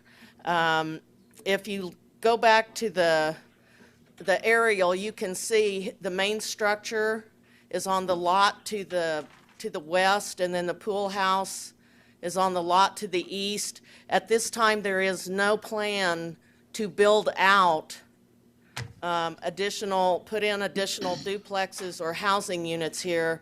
They just want to be able to convert this pool house into a residential structure. This request does follow the comprehensive plan with infill for residential development. It is within the established central area. Staff is recommending approval of the request to TF3, and with that, the applicant, the agent for the applicant and a neighbor would like to proffer a protective overlay for that the agent is in agreement with. So I will answer any questions that you might have. Mr. Richardson. Kathy, since the pool house is on a second lot, could it not be developed as a residence right now? It's considered one zoning lot because the applicant owns both lots. Both lots, okay. And it doesn't meet the setback standards. All right, thank you. Any other questions for Ms. Morgan? Seeing none, agent or applicant, you have 10 minutes, but I certainly hope you don't take. I won't take 10 minutes. Mr. Chairman, members of the Planning Commission, thank you very much. You have my written report that outlines the reasons why. I'd like to make sure that gets read in the record so I don't have to go through Policy 10. As we sat waiting for the other case, there was a gentleman that happens to live in the property, and he lives in the property immediately to the north. He was not concerned about the development of the pool house, but the possible development of the vacant area. The likelihood that this young couple will do that in the near future is slim. So we are very happy to accommodate his main concern, which is that no new duplexes be constructed on that property, and we offer that as a protective overlay so that what we're asking for is the TF3 zoning be approved. I think the attorney has approved our ability to do that at this meeting, and that there would be a protective overlay that would restrict this property to no new duplex construction without coming back and removing the protective overlay. I'll be glad to answer any questions. The pool house already meets the requirements for a dwelling unit with kitchen, bathroom. They have done some work on it as far as remodeling some of the walls and windows and some of those things, but it could have been, when they bought it, been used for that. So we believe that it's appropriate. Be glad to answer any questions. I'm not going to take a lot of your time. Seeing no questions, anybody would like to speak on this item? I believe the neighbor would like to.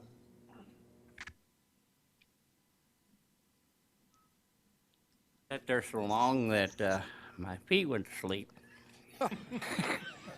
Promise we don't intend to take 2 hours. What our concern is that no duplexes will be built there. Now, I'm sorry. I'm Frank Schofler, Schofler. I live at 809 North Nevada, Wichita, Kansas 67211. What they're proposing, if that overlay says they cannot build duplexes there, then we have no objection to what they're wanting to do. Our objection is we do not want duplexes on both ends of that. Single-family housing, wonderful. Duplexes, no. So. Questions? Yeah. I don't get 2 hours. You actually get 16. Oh, no, you already got more time. My time. Now, do we bring it back to the committee? Would you approve with protective overlay? Second. A motion by Mr. Warren, seconded by Mr. Klausmeyer. And any discussion? Seeing none, all in favor? Aye. Opposed? We are adjourned.